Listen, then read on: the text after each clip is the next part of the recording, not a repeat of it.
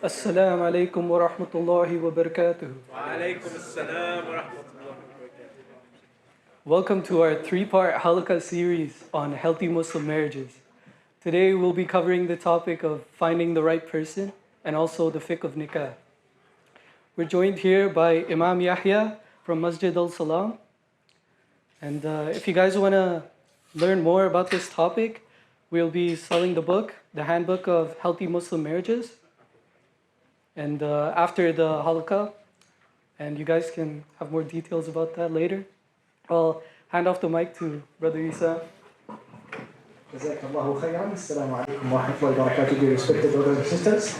I would like to introduce our book club here at MSA. MSA right now has two book clubs for both brothers and sisters to read specific books collectively. So please feel free to join us. For joining the brothers book club, feel free to reach my brother Jad al-Riyabi or to reach me at the end of this halaqah or on our WhatsApp group chat with the brothers. For sisters, feel free to reach Sister Shazia and Sister Suwadiha. Jazakumullahu khairan. جزاكم الله خيرا بسم الله الرحمن الرحيم الحمد لله والصلاة والسلام على رسول الله أما بعد. So first of all, we were supposed to start this last week. And last week there were other things that happened. And if we have all lived down the fire alarms and the drama that takes place at UBC, inshallah we can get focused on actually learning something. So I have actually changed the format or the content of what was originally supposed to be 4 weeks is now 3 weeks. So to make sure it sort of flows better, I've changed the content just a little bit. So today we will actually be talking about primarily the fiqh of nikah. So this is, I'll mention briefly what exactly we're going to cover today, but this is actually the rules and the rulings concerning marriage as a contract and marriage as an institution. And we will touch very briefly in the course of that discussion on finding the right person, finding not so much the search, but rather the criteria of what type of person is to be married from a purely fiqh point of view. And then next week on Wednesday, inshallah, is when we will talk about the actual search of a potential spouse and some of the practicalities of that, as well as maintaining a healthy marriage. So we will do both of those things next week, inshallah, on Wednesday. And then finally on Friday, inshallah, we will talk about the topic of divorce as it relates to the laws of the Sharia, as well as the laws of this land. So for us, that was the laws of Canada in BC. So I am a family law mediator. So although I cannot give you legal advice, I do know the sort of delicate interplay that takes place between the laws of the Sharia as well as the civil laws here in Canada. So we can talk about that in the final session, inshallah. So during the course of tonight's discussion, I will give you some questions. And this is not to see, whether you have done your homework or whether you have studied, or I just want to just very generally, first of all, make sure you're actually still awake. And number two, I just want to see how in line with the spirit of Sharia, the thinking of young people nowadays is. So there's, it's not really something that you can get a passing or failing grade on. It's just something for me to better understand what goes on up here for a typical university crowd in 2023, inshallah. So the book that I have in my hand is the book I believe the MSA also has, and they will be selling this at the end of this session. This is a book by Ustad or Mufti Abdurrahman Manghera out of the UK, and he is actually, so Imam Yama the Imam of your Jum'ah Imam and the religious consultant, advisor, the Grand Sheikh of SFU, MSA as we like to call him. This is actually his teacher. So his teacher wrote this book. Mufti Abdul Rahman is based out of the UK. And if you read the introduction to the book, this book was actually written, originally it was compiled by one of his female students. So it's written originally from the point of view of a sister. It's a collection of the various lectures and workshops that the Shaykh did over the years. And then later on, Mufti Abdul Rahman himself, he edited it, the book. And this is the first publishing of this book that we have in our hands and that's available for sale. We will broadly be following some of the chapters inside this book. It's not meant to be read as a textbook, so we can't use it as a sort of reference for the entire program, but it is something that I would recommend that all of you invest in if you don't have it already. Were some of the pages of this book shared yesterday, if I understand correctly? Yes? Okay, so that was just to familiarize yourselves with the book. It was only 15 pages. Hands up if you read it. Hands up if you got it. Let's start there. Okay. Almost everybody received the 15 pages, and the majority of us didn't read it. So if an ummah that basically is meant to be reading from morning until evening, that's literally what you're here for, cannot read 15 pages, may Allah have mercy on us. So it was just 15 pages. Inshallah, you can make up for it. Some of the things that we're going to be talking about this evening are actually mentioned there. Although it's a very it's meant to be read by the average reader who does not have a teacher. So the Shaykh is not teaching you the detailed rulings of fiqh. He's touching upon some of them, but they are not mentioned in any amount of detail. So it's a good book to go through. What we will be actually covering tonight is a lot more detailed. So we're going to actually get into the nitty-gritty of the rules around nikah. So this is the fiqh of nikah.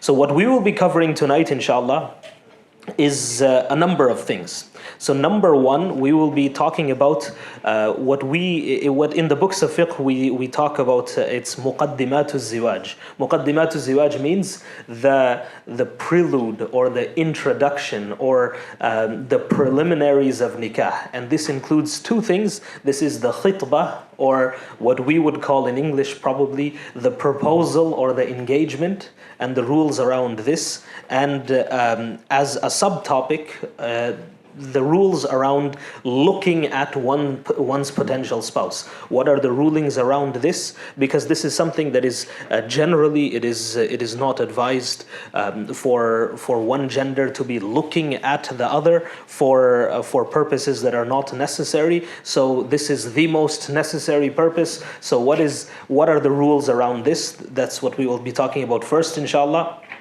The second, we'll be talking about the actual aqd of nikah. So this is the actual. So in the books of fiqh, nikah is a transaction. I know. So it's the rest of your life, but in essence, it is a transaction. It is a transaction that two parties willingly enter into. So what are the components of this transaction? That's what we will be talking about second, inshallah.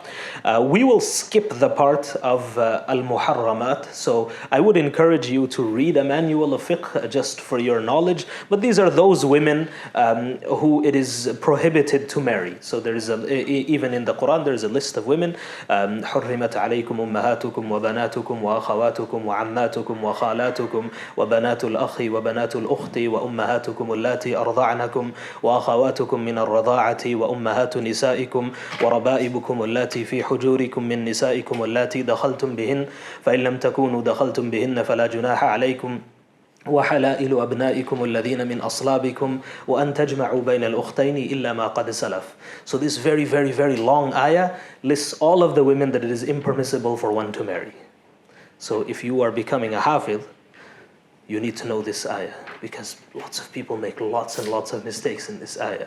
So, your imam in Taraweeh, if, miskin, it's his first time on the musalla and he's, he makes a mistake in this ayah, cut him some slack. It's a hard ayah. It's to memorize. But this is the al-muharramat. These are those women who it is impermissible to marry. So we will skip over that, because generally speaking, most people nowadays, they would not even think of marrying in such a scenario. So it's not really applicable to us to talk about that entire list extensively. But for those who are interested, you should read a manual of fiqh and go through that. The third thing that we will talk about is actually wilaya. Who has wilaya? What is wilaya? What is the need of a guardian? Who is a guardian in terms of the sharia? And what is the responsibility of a guardian when a woman is getting married? And number 4, I believe, this is al-kafa'ah. Kafa'ah is those people who are, in terms of societal status, equivalents when it comes to marriage. So equals when it comes to marriage. So although Islam does not exactly have a hierarchy, but in terms of marriage, to sort of keep society and the bonds that exist between members of society as cohesive as possible, it is important that we consider this when it comes to marriage. That and this actually avoids a lot of dispute in the marriage as well. So we'll touch upon that briefly because generally speaking, we kind of all belong to the same social class in a Western context, at least. So broadly speaking, there are still some differences in terms of some people are very well off, and if someone grew up expecting a certain type of lifestyle and then they get married into a different type of household, then a lot of conflict arises from this. So what does the Sharia have to say about that? And finally, the last thing that we will talk about is the rules regarding khalwa, and what matters arise, or what rulings are founded upon the khalwa itself. Khalwa refers to seclusion. So after one gets married and seclusion occurs, then what now becomes necessary, what things become haram, what are the rulings that are attached to this seclusion. So this is very important, and this is also, in my experience, this is a source of a lot of conflict in many of the divorces that I have seen take place in the community. And after all of this, inshallah, we will conclude tonight's program, and we will start again next week, inshallah, on Wednesday. We're good to go for Wednesday, inshallah, sir. Any questions before we begin? No? Okay. Al-khitbah. So it's not al-khutbah. The khutbah is what the imam does on Jum'ah. Khitbah is what we would call the proposal. So what is the proposal? And does this have a shari'i basis? So as far as the proposal is concerned, now because we are studying fiqh, we need to define everything. Can somebody define for me a proposal? An offer. Okay, an offer. So when you define something, it needs to be al-jami' wal-mani'. It means that it needs to encompass everything that it's supposed to encompass, and it needs to make sure that it doesn't include anything that it's not supposed to include. So this is a good definition as far as fiqh is concerned. So let's try again. What is a proposal? What is khitbah? An offer for a hand in marriage. An offer for a hand in marriage, okay? Okay. Yes? Promise. A promise, not quite. But an offer is closer. So the actual literal definition of khitbah, okay? So this is the definition of a proposal. So in Arabic, it's إظهار الرغبة في الزواج بامرأة معينة وإعلام المرأة وليها بذلك. What this means is you expressing your desire to marry a particular woman, a defined woman, not just all of you are here because you want to get married, but a particular woman, and someone who is identified. وَإِعْلَامُ الْمَرْأَةِ وَلِيَّهَا بِذَلِكَ, and the woman then notifying her wali. So this is one definition. This is not the standard and only acceptable definition of a khitbah, but you get the idea. So the khitbah is not the nikah itself. So a proposal is more of a Western concept, but this is basically that when someone expresses their desire to a specific someone else, it doesn't always have to be the man to the woman or her wali. It could be the other way around as well. And then this moves on to the next stage. So now there is a consideration of this offer. So that offer is called the khitbah. And this is the Prophet ﷺ, for example, there was a khitbah between Khadija radiallahu ta'ala anha and the Prophet ﷺ. And contrary to what some people believe, it was not Khadija radiallahu ta'ala anha that came and said to the Prophet ﷺ that I want to get married to you. She sent her representative to tell the Prophet ﷺ that I intend to get married and I would like to get married to you. So it is permissible, although it may not be culturally acceptable in certain cultures for the woman or her family to do this. Islamically, there is nothing wrong with this. It could come from either side. So in fact, in many cultures, this is like absolutely taboo, that a woman cannot be the initiating party. And in waiting for a proposal, they would let many potential suitable candidates go because they don't want to be the party that initiates. So this is something that is reprehensible Islamically. It's not something that we should do. And if a woman or her family, her father, sees a suitable candidate within the community and they wish to offer her hand in marriage to him, then this is something that there's nothing wrong with this Islamically, and in fact it's even encouraged. There is a hadith of the Prophet ﷺ. The Prophet ﷺ says, إِذَا جَاءَكُم مَّن تَرْضَوْنَ دِينَهُ وَخُلُقَهُ فَزَوِّجُوهُ وَإِلَّا تَفْعَلُوا تَكُنْ فِتْنَةٌ فِي الْأَرْضِ وَفَسَادٌ عَرِيضٌ. That when someone comes whose deen and whose akhlaq, whose deen, whose religion and whose character you are content with, then get them married. Hasten in getting them married. وَإِلَّا تَفْعَلُوا. If you don't do this, تَكُنْ فِتْنَةٌ فِي الْأَرْضِ وَفَسَادٌ عَرِيضٌ. Then this will become the cause of rampant corruption and fitna on the earth. So this is something that when there is a match and all other criteria that we're going to talk about a little bit later on are fulfilled, then there should not be an undue delay in getting married.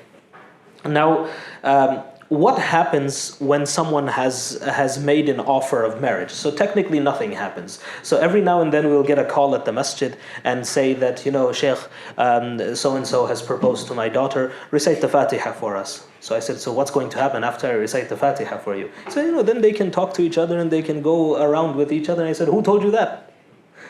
Who said that it is permissible that just because somebody recites the Fatiha after an engagement, that now all the things that were impermissible prior to that engagement now somehow become permissible? So until the stage where the actual nikah is conducted, this is basically like a promise of marriage. And the believing people, they are punctual in fulfilling their promises, but this is not in actual marriage. So all of the rules regarding the interaction of both genders, they still apply to these two individuals. And there is no such thing as reciting a Fatiha. In fact, there was once upon a time, there was this mother who had a son, and I won't say which community they belong to, but according to the custodian at the masjid, at our masjid right here in Burnaby, he says that she would bring her son and some different girl every couple of months and say, recite the Fatiha. So that's a mockery of the deen, right? So you cannot do this. This is forbidden. Just because somebody recites the Fatiha does not make things that are otherwise permissible, permissible. There is one ruling that we should pay attention to, and believe it or not, this does happen more often than one would think. And the scholars, they discuss the ruling of al-khitbatu ala al-khitbah. What does that mean? Al-khitbatu ala al-khitbah. Al-khitbatu ala al-khitbah means that one person, man or woman, has proposed and has made this offer of marriage to someone else. That offer has been accepted, and now along comes someone else and makes an offer to the same person. So let's say a young man has made an offer, the wali, everybody is on board, the nikah is going to happen whenever it's going to happen, and some other guy shows up and goes and makes an offer of marriage to that same woman. What is the ruling regarding this? Okay, hands up if you think it's okay. She should explore her options. No? Nobody thinks that? Okay. Hands up if you think this is haram. Hands up if you just don't know. So this is haram. So the Prophet ﷺ has expressly prohibited this, that لا يبع بعضكم على بيع بعض ولا يخطب بعضكم على خطبة أخيه. That you should, when someone has made a promise of purchasing some merchandise, then it is impermissible for your brother to come and make an offer for that same merchandise. And this is after the contract has already been drawn up, right? So there's just the exchange of money is all that's remaining. And it is also impermissible that one of you should not make a khitbah, should not make a proposal upon the proposal of his brother. And it's because generally it's men that are making the proposal and making the offer of marriage. That's why it's the masculine tense it's used, but it's the same applies the other way around. So when there is already in agreement that so and so will get married, what we would call an engagement, then it's impermissible. It's haram for someone to come and crash that party and say that no, me, that I'm better, and you should accept my offer of marriage. So this is not a Bollywood movie. We live in real life, and you should not do this. This is haram. This is something that you cannot do, and it's actually expressly prohibited by the Prophet ﷺ. And this is if this agreement has already been made. Now, if the agreement has not been made and you just come to know that so-and-so has made an offer of marriage, has proposed to someone, and this is the woman that you were intending to propose to, and while they are still considering this, then you go and make the offer, then this is permissible, this is not haram. What is haram is when this promise has already occurred. This promise has already occurred, and then you go and make this offer on top of this. And now, this comes, so we're actually going to be talking about the finding the right person next week. But now, al-makhtuba or al-makhtub. So whoever it is, al-makhtuba is the woman who is being proposed to, or who is receiving the offer of marriage. That this is something that, what is it that you look for? So this is just some criteria. This is not the actual search and how you go about doing this. And this applies to both. So this applies to both men and women. So this is what each party is looking for in the other. So from the point of view of a man, so what is a man looking for in his marriage, or what he should be looking for? So we have the hadith of the Prophet ﷺ, تُنْكَحُ الْمَرْأَةُ لِأَرْبَعٍ, that a woman is generally married for one of four things: لِحَسَبِهَا وَلِمَالِهَا وَلِجَمَالِهَا وَلِدِينِهَا. Due to her lineage, she comes from a noble family, so therefore her children will be of nobility. And noble family doesn't mean that she comes like she's royalty, but she comes from a good family. She comes from a good family. Limaliha, she comes from wealth. Now, what this means is that once upon a time, marriage used to be strategic as well. So it wasn't like always a love story. It was done for strategic reasons. So one would get their son married to a particular woman, or one would get their daughter married to a particular man due to some political reasons. So there were the marriage of the Prophet ﷺ to Safiya bint Huyay bin Akhtab. So she was the daughter of Huyay bin Akhtab. al-Mu'mineen Safiya radiallahu ta'ala anha was the daughter of the leader of the Jewish tribe, and his name was Huyay bin Akhtab. And the muhaddithin, they mentioned that one of the wisdoms behind this marriage of the Prophet ﷺ was, now that he is the son-in-law of the Jewish people, that this would soften their hearts towards him.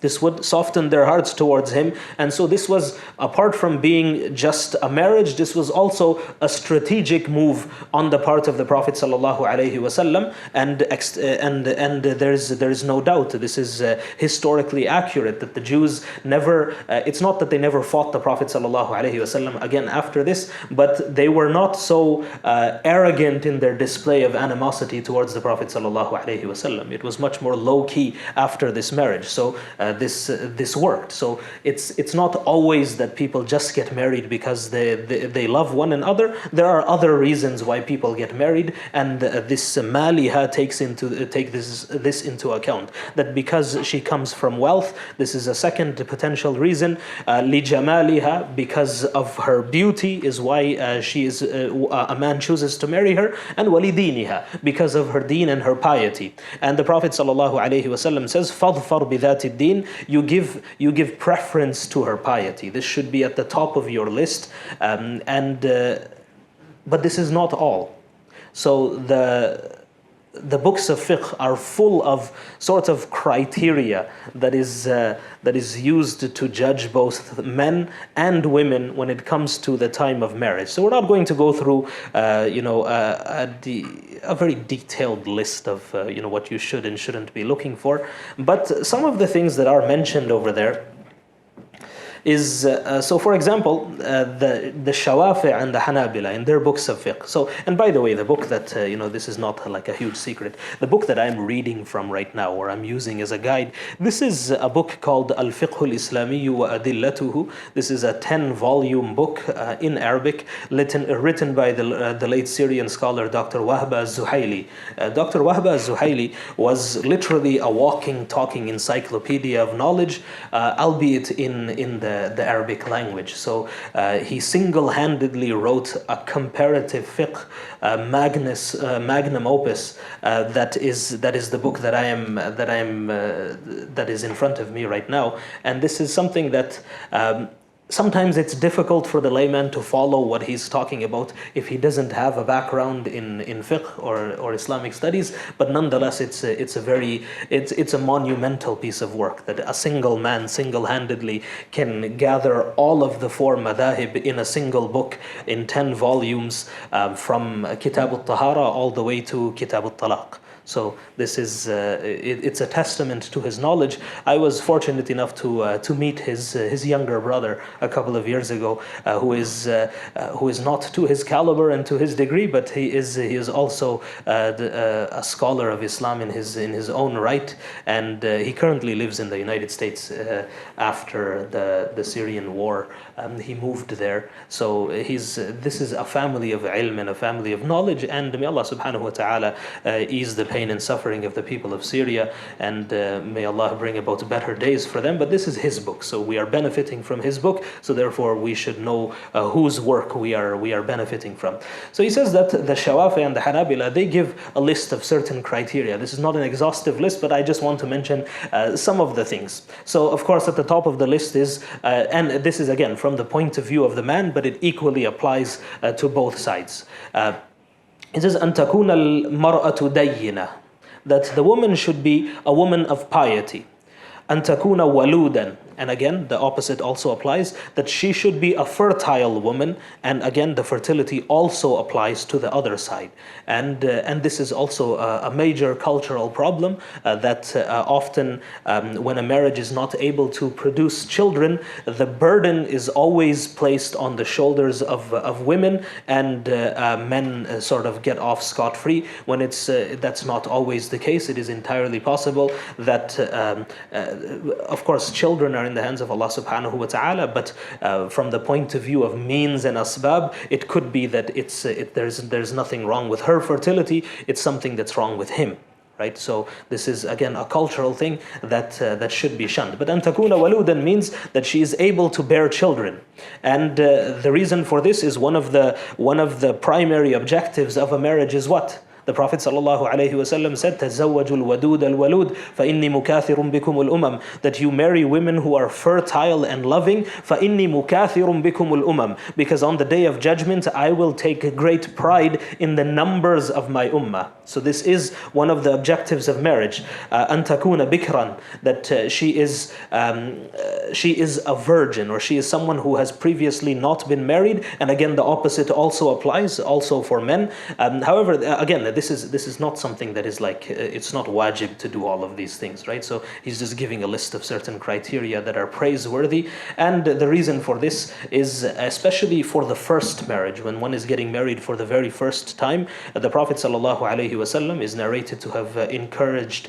Jabir radiallahu ta'ala anhu So Jabir radiallahu ta'ala anhu, he expressed his desire to get married. He got married. He came back to the Prophet sallallahu alaihi wasallam, and he informed the Prophet sallallahu alaihi wasallam that he got married. The Prophet sallallahu alaihi wasallam said, "Who did you get married to?" And he responded by saying, "I got married to a woman who was previously married." And the Prophet sallallahu alaihi wasallam told him that فَهَلَّا بِكْرًا, that why did you not get married to a previously unmarried woman? And so basically this is an encouragement that you should have done this. However, when Jabir radiallahu ta'ala who explained his reasoning, he said that I have young sisters who are in need of care and my mother has passed away. So I got married to my wife with the hopes that she will help me in raising my young sisters as well. And the Prophet ﷺ praised Jabir for this. So again, it's not a one size fits all. That's what the hadith tells you.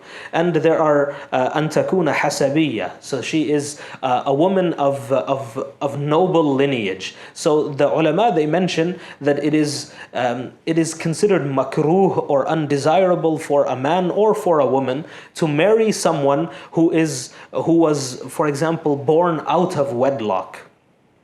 So this is not a slight on that person, but when you are choosing the person that you want to spend the rest of your life with, then it is undesirable for you to choose such a person who was born out of wedlock, who is waladu zina, who was born out of wedlock, who was born as a result of zina, or who was, and this goes even beyond this, but someone who comes from a lineage of nobility, someone who comes from a good family. So this is something that you should look for. One of the objectives of Sharia, so the Sharia has some fundamental aims and objectives that it wishes to uphold. This is what we call al-maqasid, right? These are the maqasid of Sharia. And one of those maqasid is the preservation of the family structure. So a lot of problems, they arise from the sort of decay of the family structure, as we see in the West over here. And people don't like to quote these studies, but they do exist, that children who come from unstable households, especially young men in their adolescence, they are far more likely to commit petty theft, and they are far more likely to be aggressive towards their classmates and their colleagues. They are far more likely to abuse substances. They are far more likely to engage in domestic violence if they did not have a positive male role model in their households. These are studies that exist. So this is not something that people make up. This is factually accurate. Although people don't like to talk about it, but it is there. It is accurate. And the same goes for the other side. So women who grow up without the influence or without a positive female role model in their lives, they encounter their fair share of problems later on in life. Women who also grow up witnessing, so a little bit further down the line, so women who grow up witnessing domestic violence, they also have their fair share of trauma. So this is a whole host of problems arise from the decay of the family structure. So one of our objectives in the Sharia, one of the objectives of Allah is the preservation of the family structure, the preservation of nasab. So you want to make sure that the person that you are marrying comes from a good family. This is not something selfish to ask for. And of course, they also mention over here, أن تكون جميلة. They should be someone who is beautiful. Beauty is subjective, but they should be someone who you think is beautiful. And this again goes both ways. So a woman should find her husband pleasing, and a man should find his wife pleasing, because you do have to spend the rest of your life with this person. So this is something the Prophet ﷺ encouraged one of his companions he asked that, you are getting married, have you seen your wife? Have you seen the woman that you are going to get married? And he said, no, I haven't seen her. And the Prophet ﷺ told him that you should go and see her. فَإِنَّهُ أَحْرَى أَن يُؤْدَمَ بَيْنَكُمَا. That you should go and see her, because this is more likely to ensure that your union is one of stability and one of permanence. So, you do have to find your spouse, your potential spouse, attractive. And we will talk about the actual rulings with regards to what you can and cannot see and the etiquettes of this prior to getting married. And, there is... the Shawafi and the Hanabila, both of them, right? So the young men often like to talk about polygamy, but the reality is that both of them they mention in their books of fiqh, and including the Hanafiya, right? So the Shaykh doesn't quote the Hanafi school over here, but it's also mentioned there. Allah yazida ala wahidatin in hasala biha al-i'faf. What does this mean? Who wants to translate it? Who speaks Arabic? Yes. I'll try. Do not marry more than one if one satisfies every type of. So the one of the objectives of marriage is the satisfaction of carnal desire. So the desire that a human being has to be intimate, this is a desire that Allah has placed within someone, and if this is sufficiently met, which it usually is in healthy marriages, with a single spouse, then it is makruh, it is disliked for a person to have more than one. Right? So there you go, guys. That's so these are some of the things with regards to the khitbah. Now, I don't want to spend a lot of time in the khitbah because the last thing that I will mention is that when you want to start this off on the right foot, right? So you don't want to have a prolonged contact with someone and then, 2 years down the road, then you go and say that to her father, if you are a young man, that I want to marry your daughter. Because the intention from the beginning doesn't seem to be, in this case, that of marriage. So in Western society, marriage is seen as a sort of, okay, everything has worked out, now we might as well get married too. So that's not how it works Islamically. Islamically, the only reason it is permissible for you to engage in this search is for the sake of marriage. Marriage is not just a convenient stop along the way, it is the end of the road.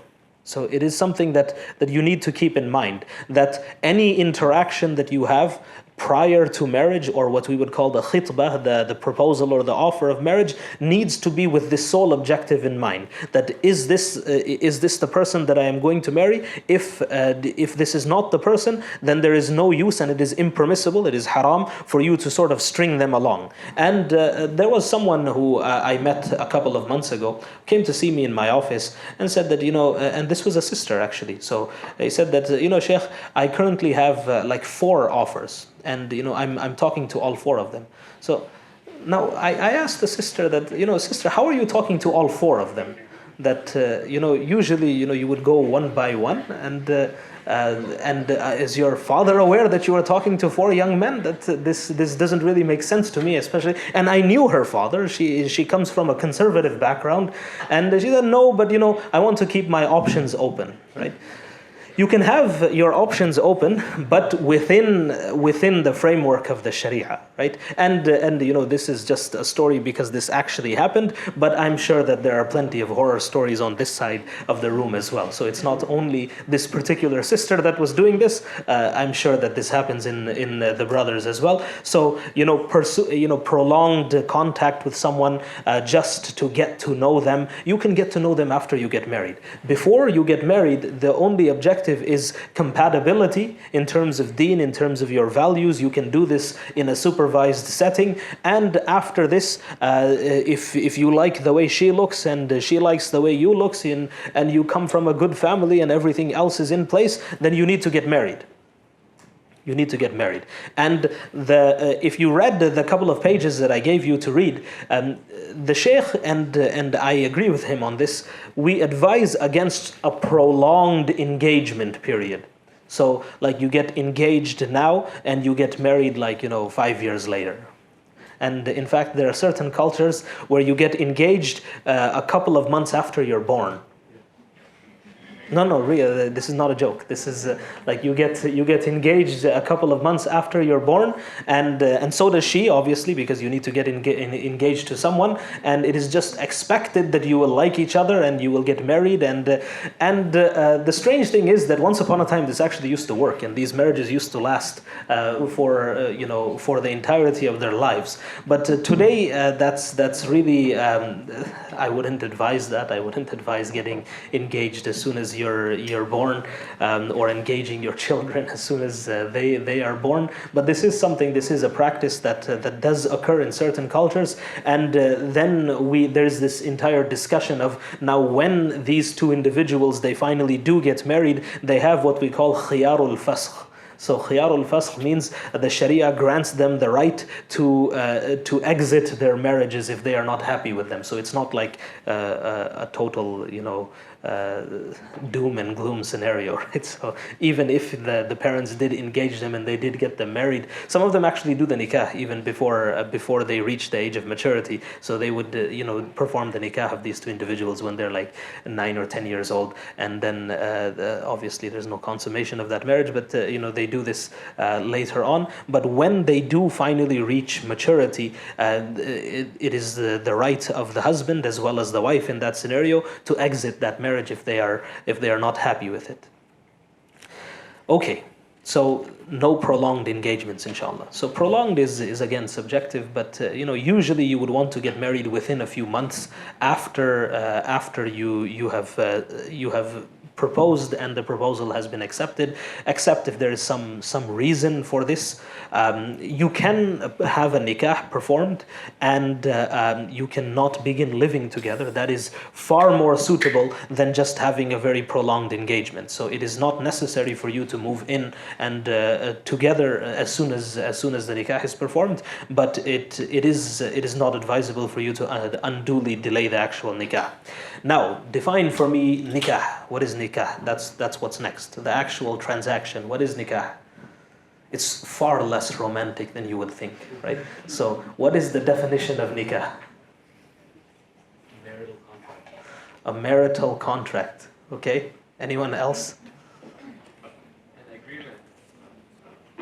Agreement. Okay. Yes. Like an offer and an acceptance? An offer and acceptance, yes. So those are the two foundational elements of the nikah. So the actual definition of nikah, okay, like I said, far less romantic than you would possibly imagine. Is that هو عقد وضعه الشارع ليفيد ملك استمتاع الرجل بالمرأة وحل استمتاع المرأة بالرجل. Okay, so if you understand Arabic, what does this mean? This means that this is a transaction by means of which it becomes permissible for a man to be intimate with his wife and a wife to be intimate with her husband. This is the literal definition of a nikah. So a nikah is, of course, it is the rest of your life, but in its essence, in its legality, it is a contract. It is a transaction. Okay, so this is why if you pick up any standard book of fiqh, where do you find kitabul nikah?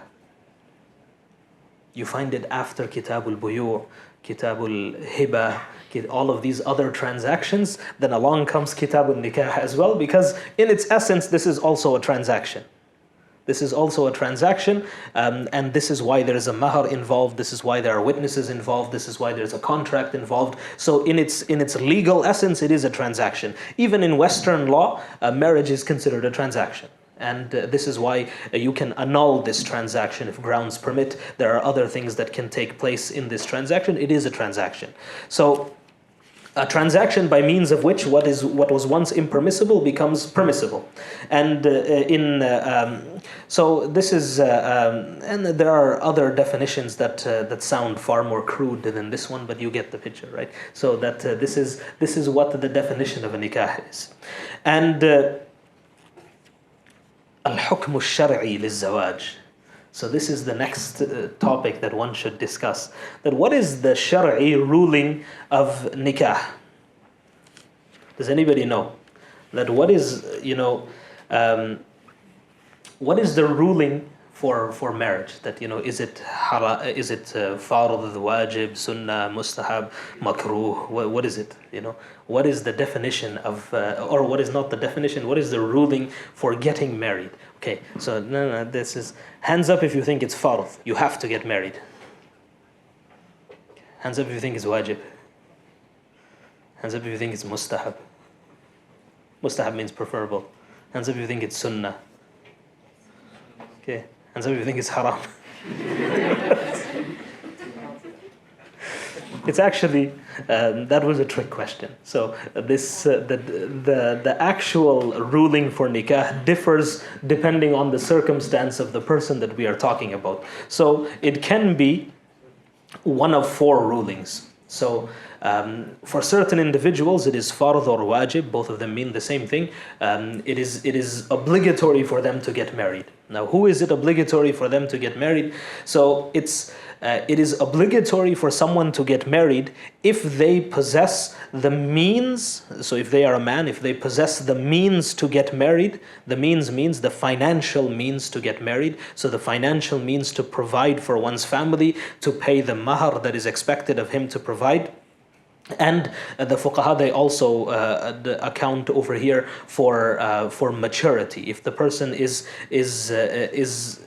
emotionally stable enough to sustain a marriage, then and this person, in addition to all of this person fears that legitimately they will fall into something haram if they do not get married.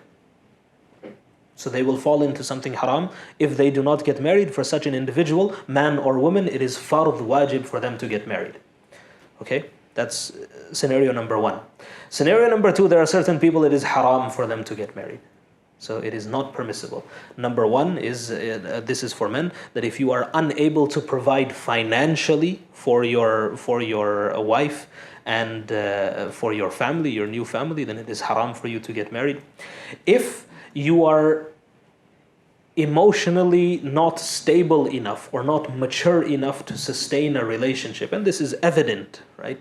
This is evident, then it is haram for you to get married. So if like, there is, you are the type of person who, if this book over here is like that, then you will, engage in a fit of rage and you will break this lamp over here and you can't get married. It's haram, right? You cannot get married. If you are the type of person who has very unreasonable expectations in their other relationships outside of marriage, so there are certain people who, oh, I texted him, like 30 seconds later, this person didn't text back. I wonder if he's mad at me.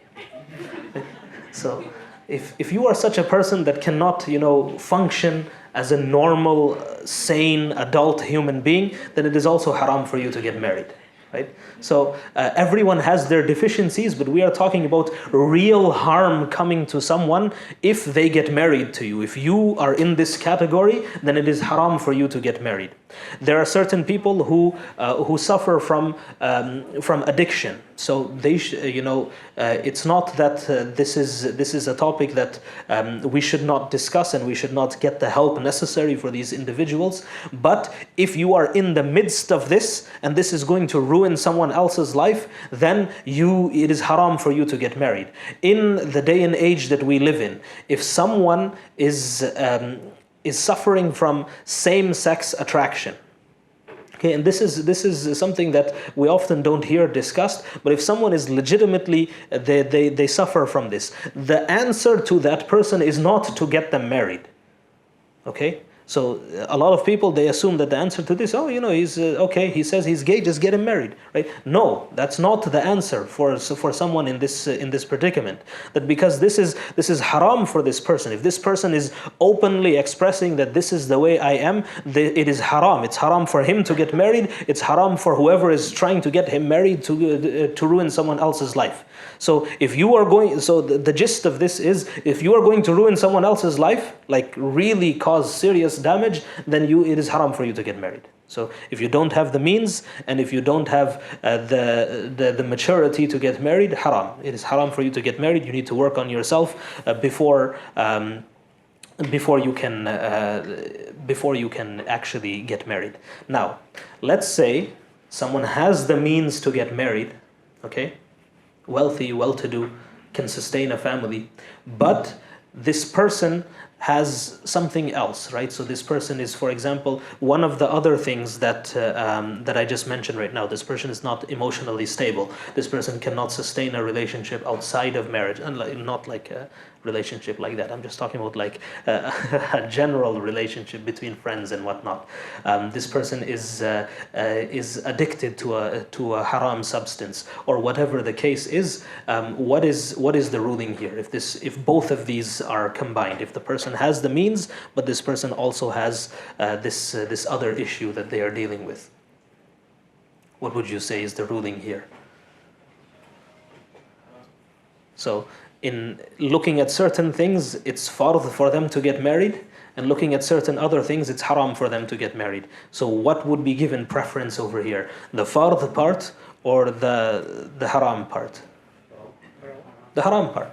So in any situation, and this is a maxim, this is a rule that you can remember for everything, and إذا اجتمع الحلال والحرام غلب الحرام, that whenever halal and haram are combined, they are present in the same scenario, then haram is given preference. This is why cross-contamination renders all of the meat haram. So let's say that you go to a restaurant that serves halal chicken, but everything else there is haram, and they're cooking it on the same grill, and they are not cleaning and sanitizing this in between. What is the ruling regarding consuming that meat? It's haram. Although the meat in itself was slaughtered correctly, but because there is halal and haram both in this scenario, we always give weight to the haram. Because there is another maxim that you can remember, that دفع الضرر أولى من جلب المنفعة. So there are two things that the Sharia wishes for its followers. One is to give them benefit, and one is to repel harm. So the Sharia brings about benefit, and the Sharia repels harm. Now, certain scenarios you may find yourself in that there is a component of bringing about some benefit, but there is also a component of bringing about some harm. So, if you were to deal with this scenario, which angle would you give preference to? You have an opportunity to dispel some harm, and you also have an opportunity to bring about some benefit. You would always give preference to dispelling the harm, always. So always preference is given to dispelling harm and before bringing about benefit. For the third person, it's makruh to get married.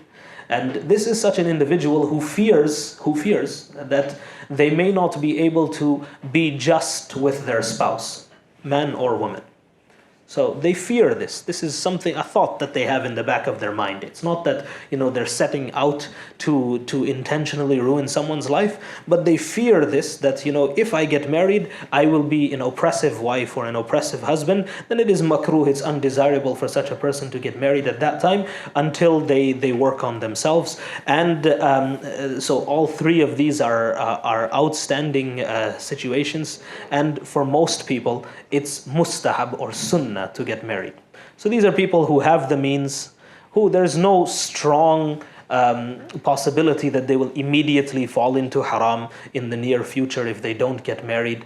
They are not emotionally unstable. They are sound. They are mature. They are a regular person, right? So for most regular people, it is mustahab or sunnah to get married. This is the vast majority of people. So again, to recap this, certain people it's fard, certain people it's haram, certain people it's makruh, and certain people it is, for most people, it's mustahab or sunnah to get married. And this is the next question that I have for you is getting married worship? We often hear this, right? That marriage is the longest form of worship in your life. So is this factually correct, or is this just something that the khatib says to make you feel good? So what is this? Is this actually true? Hands up if you think it's true. Okay? Hands up if you think it's not. Well, congratulations, the fuqaha amongst you, that there is a difference of opinion in this, whether or not that getting married is actually a form of worship. And the reason for this difference of opinion is actually goes back to the definition of worship itself. And according to the prevalent opinion in the Shafi'i school, marriage is not actually a worship in itself, because it doesn't fulfill the criteria of worship. However, great scholars like Imam Nawawi, rahimahullah, who was himself a Shafi'i scholar, they held dissenting opinions in this regard. So according to the majority of scholars, marriage is an act of ibadah, it is an act of worship, and there is evidence for this. There was a companion by the name of Ukaf or Ikaf. And he came to the Prophet ﷺ, he sat in the majlis, and the Prophet ﷺ turned towards him and he said, Alaka zawjatun ya Ukaf? That Ukaf, do you have a wife? Are you married? And he said, no. And he said, Wa anta sahihun musir? That you are physically, you are fit, you are not sick, and you have the means to get married. And he said, Na'am walhamdulillah. He said, Alhamdulillah, I have the means, I am physically, I am fine, there's nothing wrong with me. And you know what the Prophet ﷺ said? Prophet ﷺ told him, فَإِنَّكَ إِذًا مِّنْ إِخْوَانِ الشَّيَاطِينَ.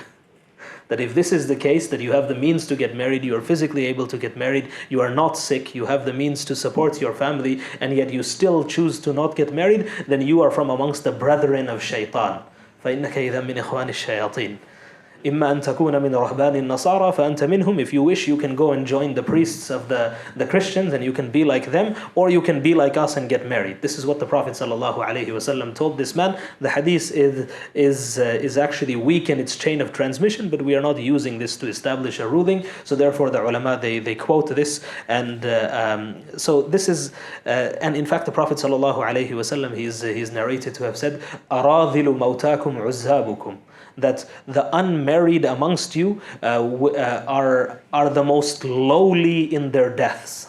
So for a reason, like without a valid reason, one should not remain unmarried. So one should not hasten to get married if they are not ready to. But if they are ready to, if they are able to support a marriage, then any further delay in this process is something that is unwarranted, and is something that's undesirable. Now, the next part of the transaction is the foundational elements to this transaction. So what is necessary for this transaction to occur? So there are two things. One is shara'it. Shara'it are prerequisites, and the second is arkan. Arkan is a pillar or a foundation. So there are only two foundational elements for a nikah, and these are al-ijabu wal-qabul. There needs to be an offer, and there needs to be an acceptance of this offer. That's it. Again, like in the law, in the Sharia, this is treated as a transaction. So for a transaction to occur, what needs to happen? Someone needs to propose something, and the other party needs to accept. You want to buy my phone? This is how much it's going to cost you, and you say okay. So this is a transaction. This is all that's required. Everything else is a requisite or a prerequisite of nikah. So one of the requisites of nikah, and these are the ones that there are some, like in the books of fiqh, you will find some other requisites of nikah that are mentioned that are not always entirely relevant, but in general these are the ones that are agreed upon, that ijab, qabul, so an offer and an acceptance, this needs to happen in the presence of a minimum of 2 witnesses. So the 2 witnesses, this is a shart, this is something that is a requisite for the transaction of nikah to take place, and there needs to be according to the majority of scholars, there needs to be the permission of the wali or the guardian of the bride, and the presence of 2 witnesses and a mahr. The mahr is the last thing. And what can and cannot be used as mahr, we will talk about a little bit later on. But these are the gist of what is required for a nikah. Now at this point, we will take a step out of the classical books of fiqh and talk about something that is more relevant to us in our times. Now, this is what we would call a prenuptial agreement. So this is a prenup. What is a prenup? What is, yes? husband and wife agree before the marriage that in the case of a divorce, you get to keep what is yours and you don't split it. Yeah, so that's like what you can agree on. A prenuptial agreement is the nuptial, right? So it's prior to your marriage. This is an agreement that you enter into. So this could contain anything. So in our context, the reason this is important and the reason that I recommend this, in particular, for I don't usually like to divide people into socioeconomic classes, but in general for people that are of reasonable wealth, right? Or they have the potential to accumulate a reasonable amount of wealth. So that would include all of you sitting over here, right? So if you have a university education in this country, then you have, although you are probably not wealthy right now, right? Students tend to, they tend to survive on noodles and handouts. But you have the potential to become a wealthy person if you have an education. So therefore, with additional wealth comes additional problems. And or not problems, but challenges. So what this means is that the laws of this land they're not always the same, or they're rarely the same as the laws of the Sharia. So in the Sharia, even after a marriage, whatever the husband, whatever wealth he has, that's his. And whatever wealth the wife has, that's hers. There is no concept of joint ownership of property unless you jointly enter into a purchase agreement of something. Then that makes sense. But otherwise, whatever is yours, and whatever is yours is yours. So, but the law in Canada does not treat property as such. So there is the concept of family assets and family debt in civil law, which in many instances actually contravenes, right, is the Sharia law. So what can happen in a prenuptial agreement is you can agree beforehand, before you enter into a marriage, with regards to a number of things that are Islamically valid. Okay, so it is impermissible to keep something in the prenup that is Islamically impermissible to agree upon. Okay, so it's not like something that supersedes the Sharia, it's something that's there to help you follow the Sharia. So I recommend this in particular for young people that grew up in this part of the world. Families that are dual income families, as most families are, I recommend this for them as well. I recommend this in particular where there is a difference in culture between husband and wife. So these are very practical things. Nobody likes to sit here and think that, one day I might get divorced. But the reality is that the rates of divorce in our community are not very different from the rates of divorce in the general Canadian public. So does anybody know what the rate of divorce is in Canada for first marriages? No? 40? It's close to 60%. So that means like 6 in 10 first marriages, they end in divorce within the first 3 years. Okay? And our statistics are actually not that far behind. So we might be a little bit better off in terms of our divorce rates, but they hover around the same. And I can tell you this from personal experience. So last year, not last year, we shouldn't talk about last year, but 3 years ago, 3 years ago, I conducted a grand total, and my nikahs are usually on the higher side, so I conduct more nikahs than the typical imam, so I probably have a greater sample size. So I conducted about 45 nikahs 3 years ago. 45 nikahs in the entire year. And I know for a fact that at least 6 of those couples are now divorced. Okay? This is like because they came to me to get divorced.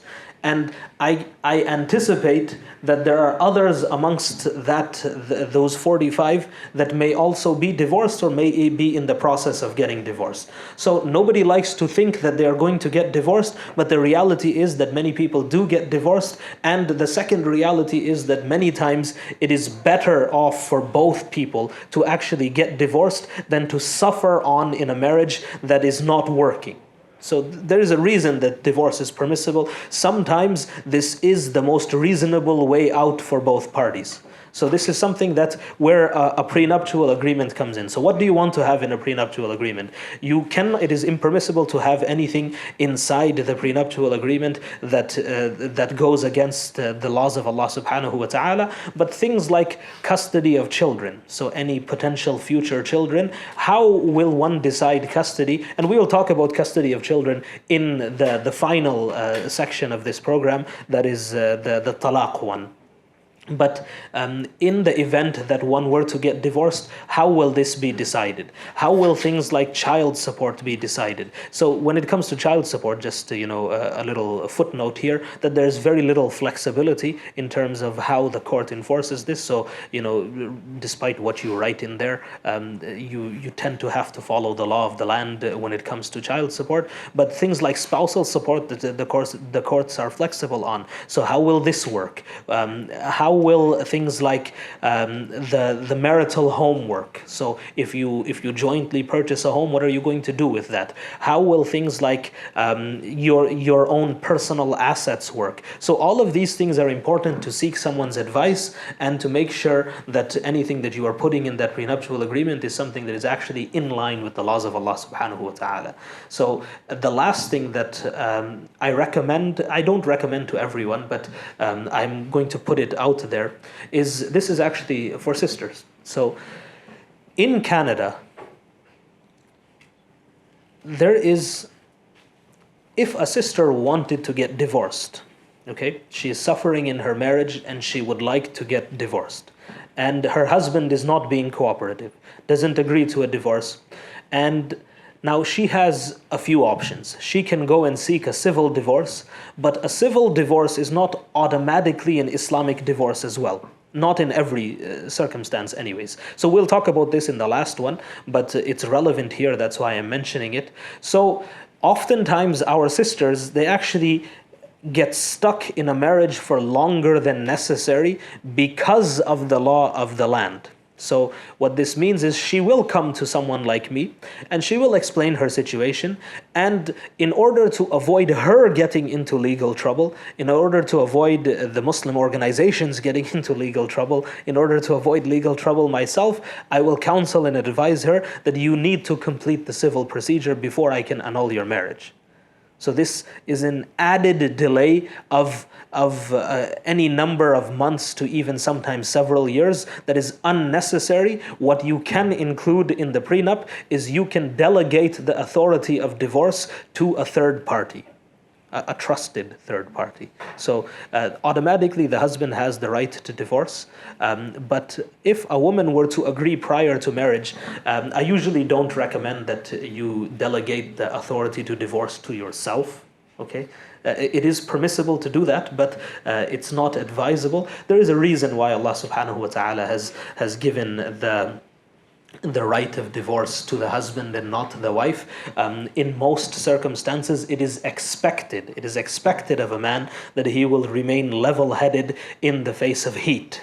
Okay, I'm not saying all men do this all the time, but it is expected of his conduct and his status that he will maintain a level head even when things become challenging. Right? And it is the nature of how Allah subhanahu wa ta'ala created the women, that oftentimes in the heat of the moment that they may say things that they don't actually mean. Okay, everyone does this, but more so women. They may say things that they don't mean, and I often tell brothers that you should be thankful that Allah subhanahu wa ta'ala gave the right of divorce to you and not to your wives, because the way that some of you act, sometimes all of you would be divorced.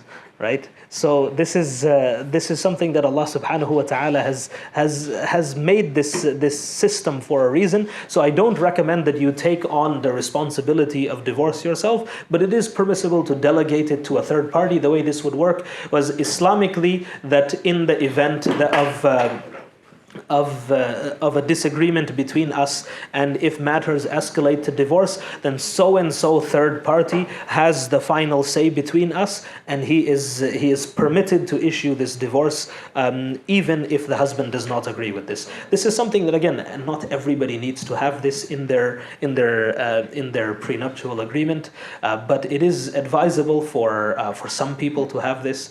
A lot of sisters, if this is their second marriage, then they want to have this inside their marriage, their prenuptial agreement. So these are just some considerations. There are some guidelines for a prenuptial agreement to be enforceable in the court. So you need to make sure that you follow those as well. Yes. I think in the book, the section you're supposed to read, the Sheikh mentions that for the first marriages, the woman should advise not to do this to get the authority. Yes. So in general, I believe that's also what the Sheikh says. There are certain exceptional circumstances. Usually, so to be truth be told, where I usually advise this is if there is a young woman who is insisting on getting married to a certain somebody, despite the hesitation of her parents. Okay? So if there is a woman who is insistent that no, I need to get married to Muhammad from chemistry, right? So this right. So this, if she is saying this, and her parents are reluctant, but they don't want to lose their daughter, so they allow this reluctantly. Okay, so the nikah is there. I usually advise in that case, because I can see problems with Muhammad from chemistry, so that, sister, you need to have this in your prenuptial agreement, that you delegate so-and-so the authority to decide on your matter if it comes to divorce. And, because she wants to get married, she'll agree to whatever I tell her to agree to. And this is there. And quite often, the Muhammad is only a guest for a little while, right? So it's the sad reality that sometimes we don't give due consideration to the opinion of our parents and our elders. But it is what it is. So that is where I would usually recommend a sister put this in her prenuptial agreement, even for a first marriage. If this is if she is getting married, despite the objection of her parents and of her elders. So ijab and qabul, this is the offer and the acceptance. And there are some, if you've ever seen me conduct a nikah, and you hear me make the groom say at the end that I tell him, even if he doesn't speak Arabic, say nakahtuha, qabiltuha, tazawwajtuha. The reason we do this is actually because there are certain conditions that are sometimes a little bit ambiguous in the English language. So that the verb, the tense of the verb used to make and accept the offer needs to be of a certain type, which is not always automatically clear when speaking English. So therefore, just to sort of tick all of our boxes, we'll get them to say it in Arabic so that nobody can come tomorrow and say that, Sheikh, the way that I accepted it was not okay. Therefore, my nikah is not okay. And I have all of this anxiety because, my nikah is not okay. And, your nikah is fine.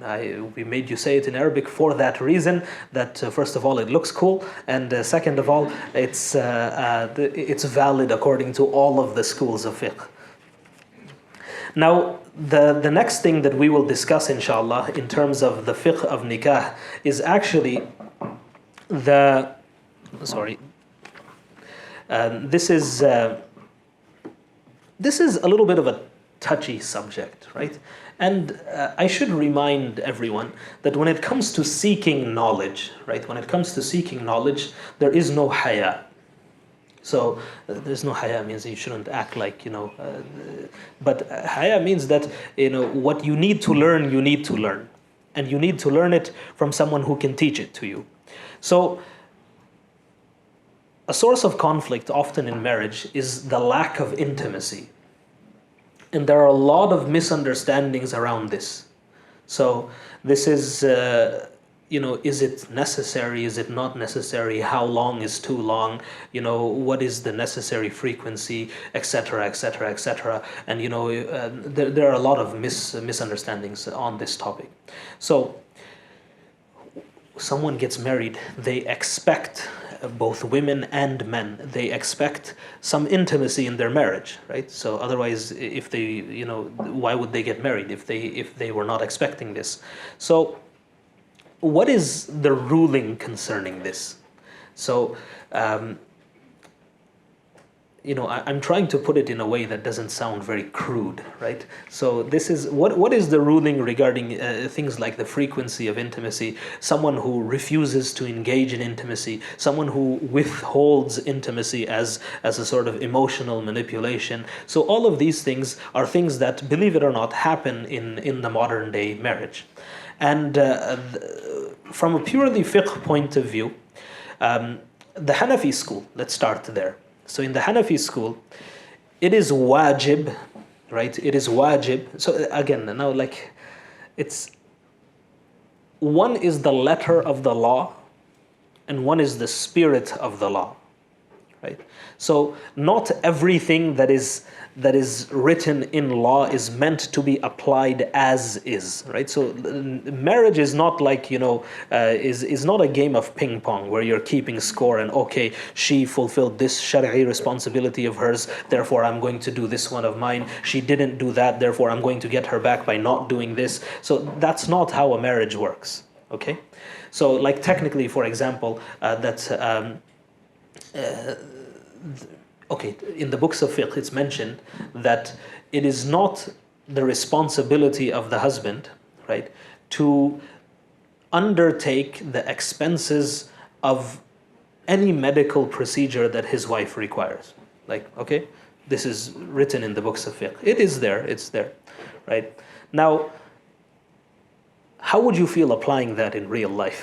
That your wife is sitting there at home taking care of your kids, and she needs she needs her wisdom tooth removed, right? And you say, la, it's not my financial responsibility to do this. Okay, then she's going to turn around and say, well, wait a minute, it's not my responsibility in the Sharia to cook, but I do that. So therefore, I'm not going to do that. Oh, really? You're not going to do that, huh? It's only my responsibility in the Sharia to give X amount of clothes per year, so now I'm only going to give that. Good luck going to Sephora after this, right? So that's not how it works, right? That's not how it works. And these are rules, and these are meant to be applied in a courtroom.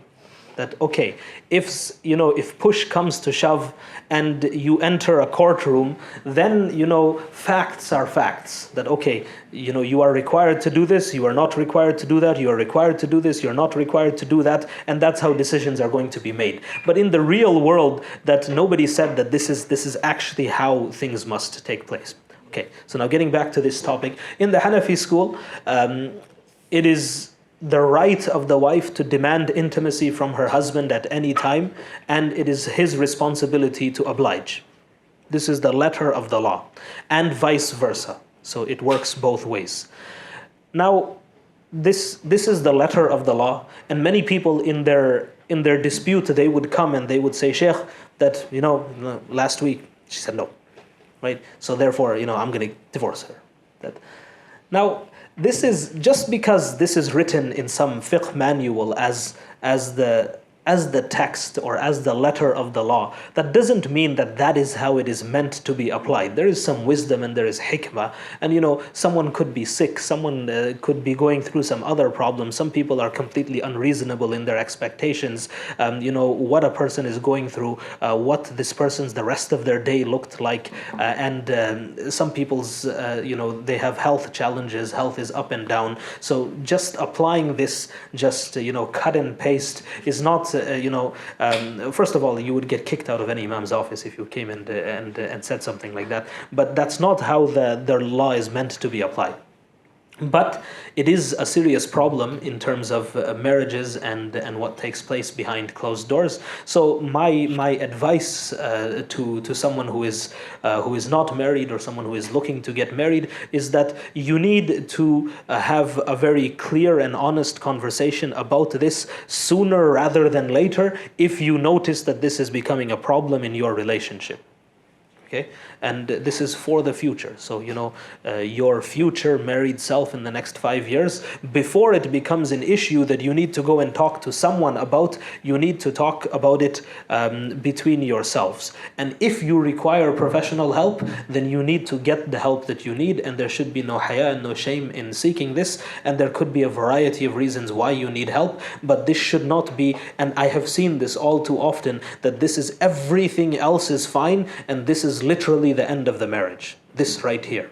Okay, so it shouldn't be the end of your marriage. There are plenty of things that you can do to prevent and to mitigate this problem, and there are plenty of resources available, both Islamic and professional, otherwise, that are compatible with Islam. So intimacy is a huge part of marriage. This is one of the reasons why people get married, and this is something that needs to be respected, needs to be honored. This is Allah subhanahu wa ta'ala has made this halal for you. In the Hanbali school, that it is and a lot of people, they have this misconception, right? So the misconception is, so in the Hanbali school, that if a husband and wife otherwise being able to be intimate with one another, they withhold intimacy, either one of them, for 4 months, for 4 lunar months, then a lot of people have this misconception that this is like an automatic divorce, that once the 4 months are complete, khalas, you're finished, and you need to it's as good as a divorce. That's not the case. What the case is that in the Hanbali school, it is permissible for a woman to seek divorce from her husband if he refuses to be intimate with her for a period of 4 months. Okay, so it's not automatic, but this is a valid grounds for the annulment of a marriage. So she still has to go and seek the annulment of her marriage from a competent judge, or in the absence of a judge, someone who stands in place of a judge. So usually in Western countries, a knowledgeable religious figure or imam who is known in the community. So not some and known in the community is a very important thing. I recently came across a sister who lives in BC, and she actually first came to me, and I told her, sister, what you're saying, yes, it's a problem, but it's not a valid grounds for a khula or let alone a fasakh, right? So this is like a minor problem that you need to work through, right? It's not the end of your marriage.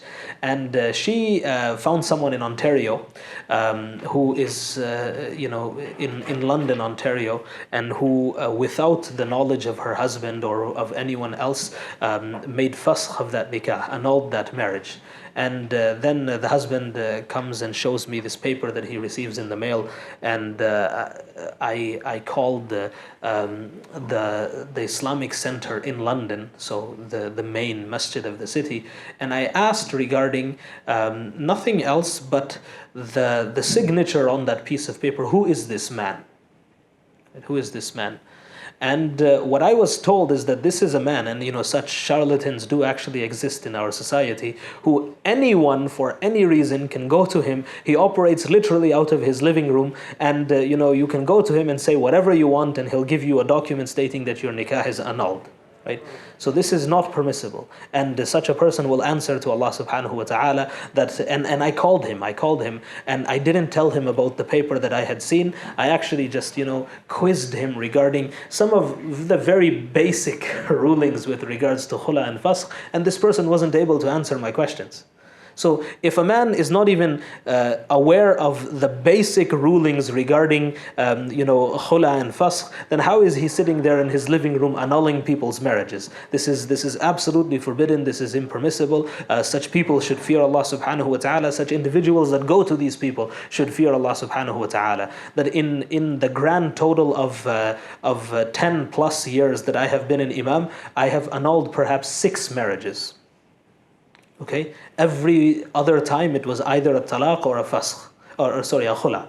So annulling a marriage is a serious thing, that it's not something that you can just do on a whim. There is an entire procedure involved. There's an entire procedure that needs to be followed. There are prerequisites that need to be met. There are people that need to be spoken to, and only as a last resort someone can annul a marriage, especially in Canada, because we don't have a judicial system here that is based on the Sharia. So just because you want out of a marriage doesn't mean you should do something that is going to affect your deen and your iman. You should have a little bit of patience and do things the right way, right? So there are people who can help you the right way, but this is something that you should take that route, inshallah. What we will talk about next is the mahar, and then the rulings of khalwa, and then we will be done, inshallah. So the mahar. What is the mahar? The mahar is the amount that is given from the husband to his wife, and this is stipulated in the contract of marriage. The two witnesses and the wali need to know what this mahar is. So in certain cultures, it's a custom to announce it to the entire world that this is the mahar, right? It's not necessary to tell everyone that's there for your nikah what the mahar is, but it is necessary to inform the two witnesses, and of course it is the wife's right, the bride's right, to receive her mahar, and she needs to agree to it. And what can be the mahar? Okay, so mahar is wajib, by the way. You cannot say that you will have no mahar. So mahar is wajib. It needs to be present in the nikah. And there are a lot of cultural aspects in mahar as well. So in most South Asian cultures, there's just a single mahar. So this is just a single amount that is stipulated, and that is the mahar. In many Arab cultures, they have two portions of the mahar, what we would call the muqaddam and the muakhar. So the muqaddam is the upfront amount of the mahar, and the muakhar is a deferred amount. And then even amongst the Arab communities themselves, they have there are different expectations in terms of the muakhar. So when is it payable? So let's start with just the bare bones of the mahar. So mahar is something, it needs to be something of value, okay? So something of value means that something it is possible to transfer ownership of. So I own it and I give it to someone else. Or I'm married, alhamdulillah. So you own it and you give it to someone else. Okay? So that is the mahar. So the transfer of ownership needs to take place. And it needs to be something that is a tangible exchange. So something that you can actually transfer ownership from one person to another. So it can't be there was and all of these are real stories, by the way, right? So I average between 40 to 60 nikahs a year. So I have a lot of stories that I can tell you. There was this one sister who said that I wanted the mahar to be that every day before bed my husband has to say I love you to me. I said he can do that for free, but the mahar needs to be something else, right?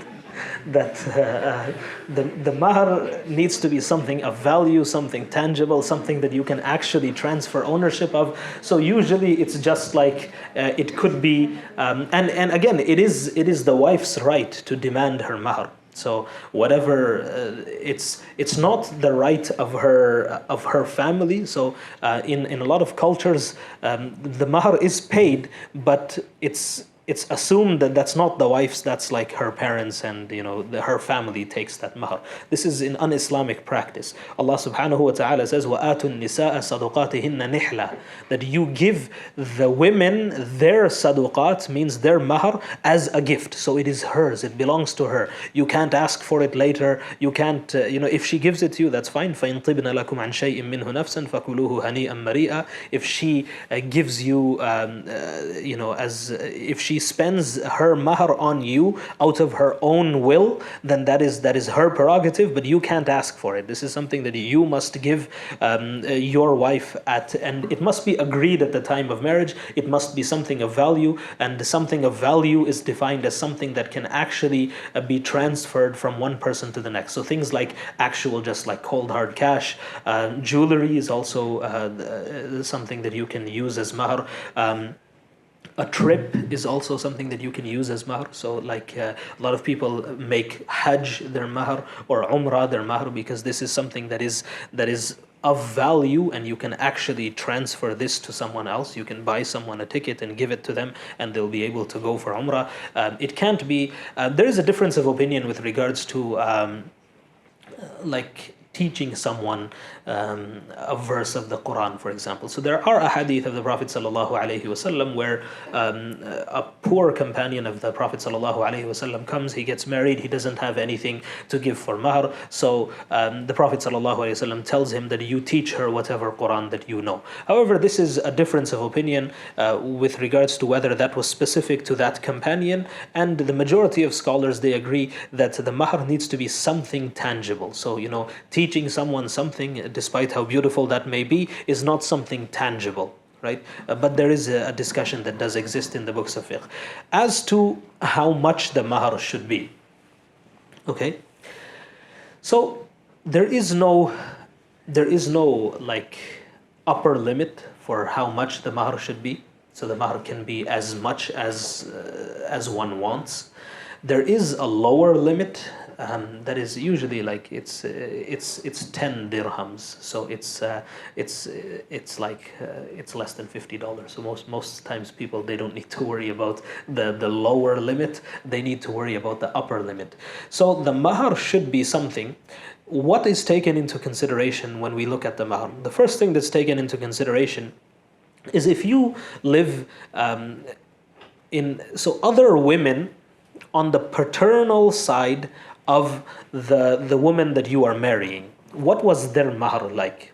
So her aunts, so not from her mother's side, from her father's side, so her father's sisters, other women in her father's side of the family. So what was their mahr? So this is taken into consideration. However, like this also, like, if your father's sister got married in some village in Pakistan and the mahr was 521 rupees, then that's probably not something that you want to consider when appointing or discussing the mahr for your wife. And by the way, this is actually something that happens, which is a discussion in itself, that ridiculously low mahars, that this is something that you are about to spend the rest of your life with this woman. She is leaving her home and she is coming into your home. So the amount of mahr should not be extravagant. The Prophet ﷺ forbid, he discouraged extravagant mahrs. But it also shouldn't be something that's like ridiculously like something that you carry in your pocket to school, right? So I've seen people that they have mahr like $200, right? So that's really, Habibi, like the phone in your pocket costs $1,200 in your right. So this is it should be something reasonable, right? It should be something reasonable, something that is not extravagant, yet it's also not something that is just that's just some chump change that you carry in your pocket.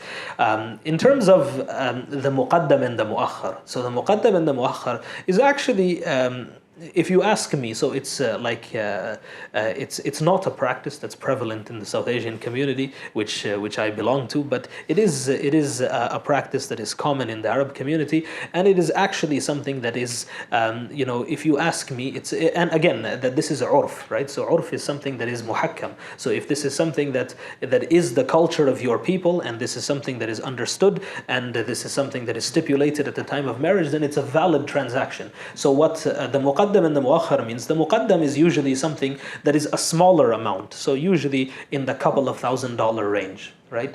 In this part of the world, so 2,000, 3,000, whatever it is. So that is upfront, that is given at the time of marriage, and the muakhar is the deferred amount of the mahr. So the deferred amount of the mahr is is given, it varies slightly depending on culture. So it is given either upon divorce or upon death. So if the husband predeceases his wife, then that's trigger number one, that before she gets her share of the inheritance, she must get this mahar that she is entitled to. Okay? And or if he divorces her, then he needs to give this amount to her upon divorce. Now, the reason that this is, I would say, a good practice to have this amount is, number one, is we live in a society where we are sort of cut off from our extended families. Okay? So once upon a time, if a woman were to get divorced, even if she didn't have a career or anything like this, there would be somebody there that's there to support her. She would have extended family there, she would have her brothers, her tribe, whoever it is. So there was a fallback plan. Today, okay, so even women within education, because they are primarily responsible for providing for their children in their early years.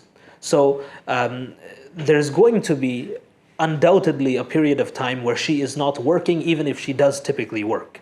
Okay, so there are certain economic, I won't call them disadvantages, but disparities between men and women, which is a reality, and it is your job anyways, the men, to provide for your families. So given this, if a woman in Canada is to get divorced, and she, there is no extended family that she can fall back on.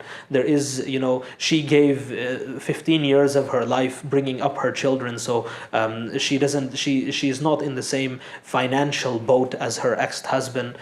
So now, what happens to such a woman?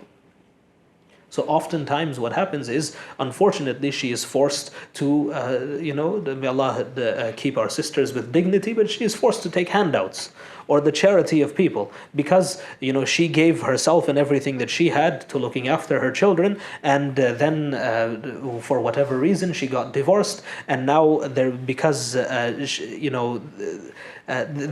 no fallback plan. There's nobody there to support her. So the mu'akhar, what it does, it serves a dual purpose. One is, if the husband dies and leaves behind his wife, she's already going to get a share of his inheritance, but this kind of boosts that share so that she can take care of herself and her children, if she has children. The second thing that this will do is, divorce in Canada, right?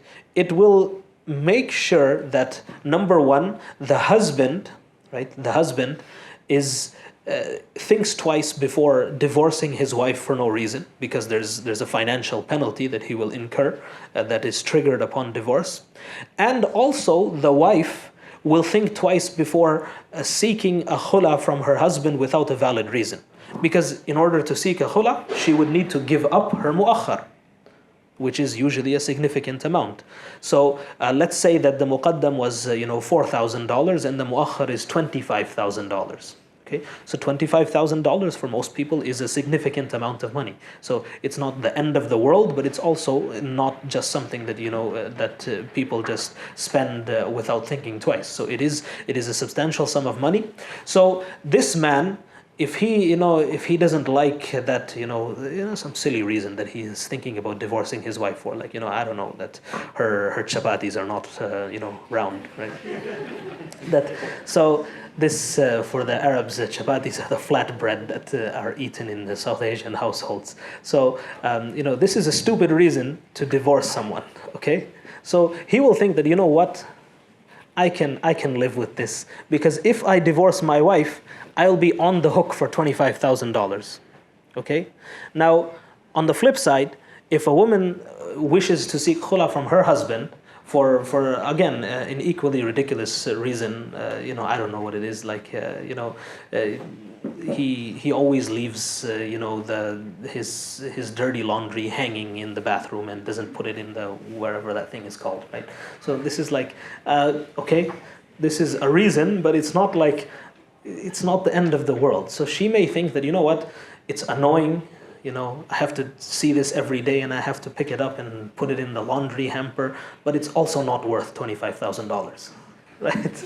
So this is, you see how this this is a silly example, but it's meant to illustrate how this sort of balances it out. Okay, so this ensures that husbands are not divorcing their wives without thinking, and wives are not seeking khula from their husbands for petty reasons. So this is, according to me, this is a good practice. And just because it's not the culture of your people doesn't mean that you cannot adopt this practice if you so wish. So even like if you are from India, Pakistan, Bangladesh, or any country where this is not typically the norm, you can do this, and this serves a dual purpose. Anybody from Afghanistan here? Just one? Okay. So I'm going to tell you, a lot of you are getting sleepy, and we have one part of this to discuss. So do you want to know of a strange thing that takes place in Afghani weddings? Right? And okay. So the sheikh arrives for the nikah and asks, what is the mahr? Standard question, you're supposed to ask this question. He said, we haven't discussed it yet. Okay, so just discuss it and tell me. No.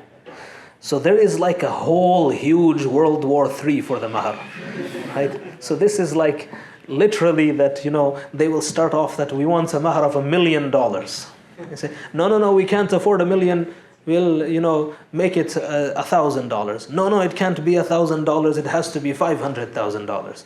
No, we can't afford that. We did this and we did that, and he will take care of her, and we come from a good family. Blah blah blah. Then they will say, let's make it $250,000, and they'll keep doing that, and eventually it'll become like $500, right? So,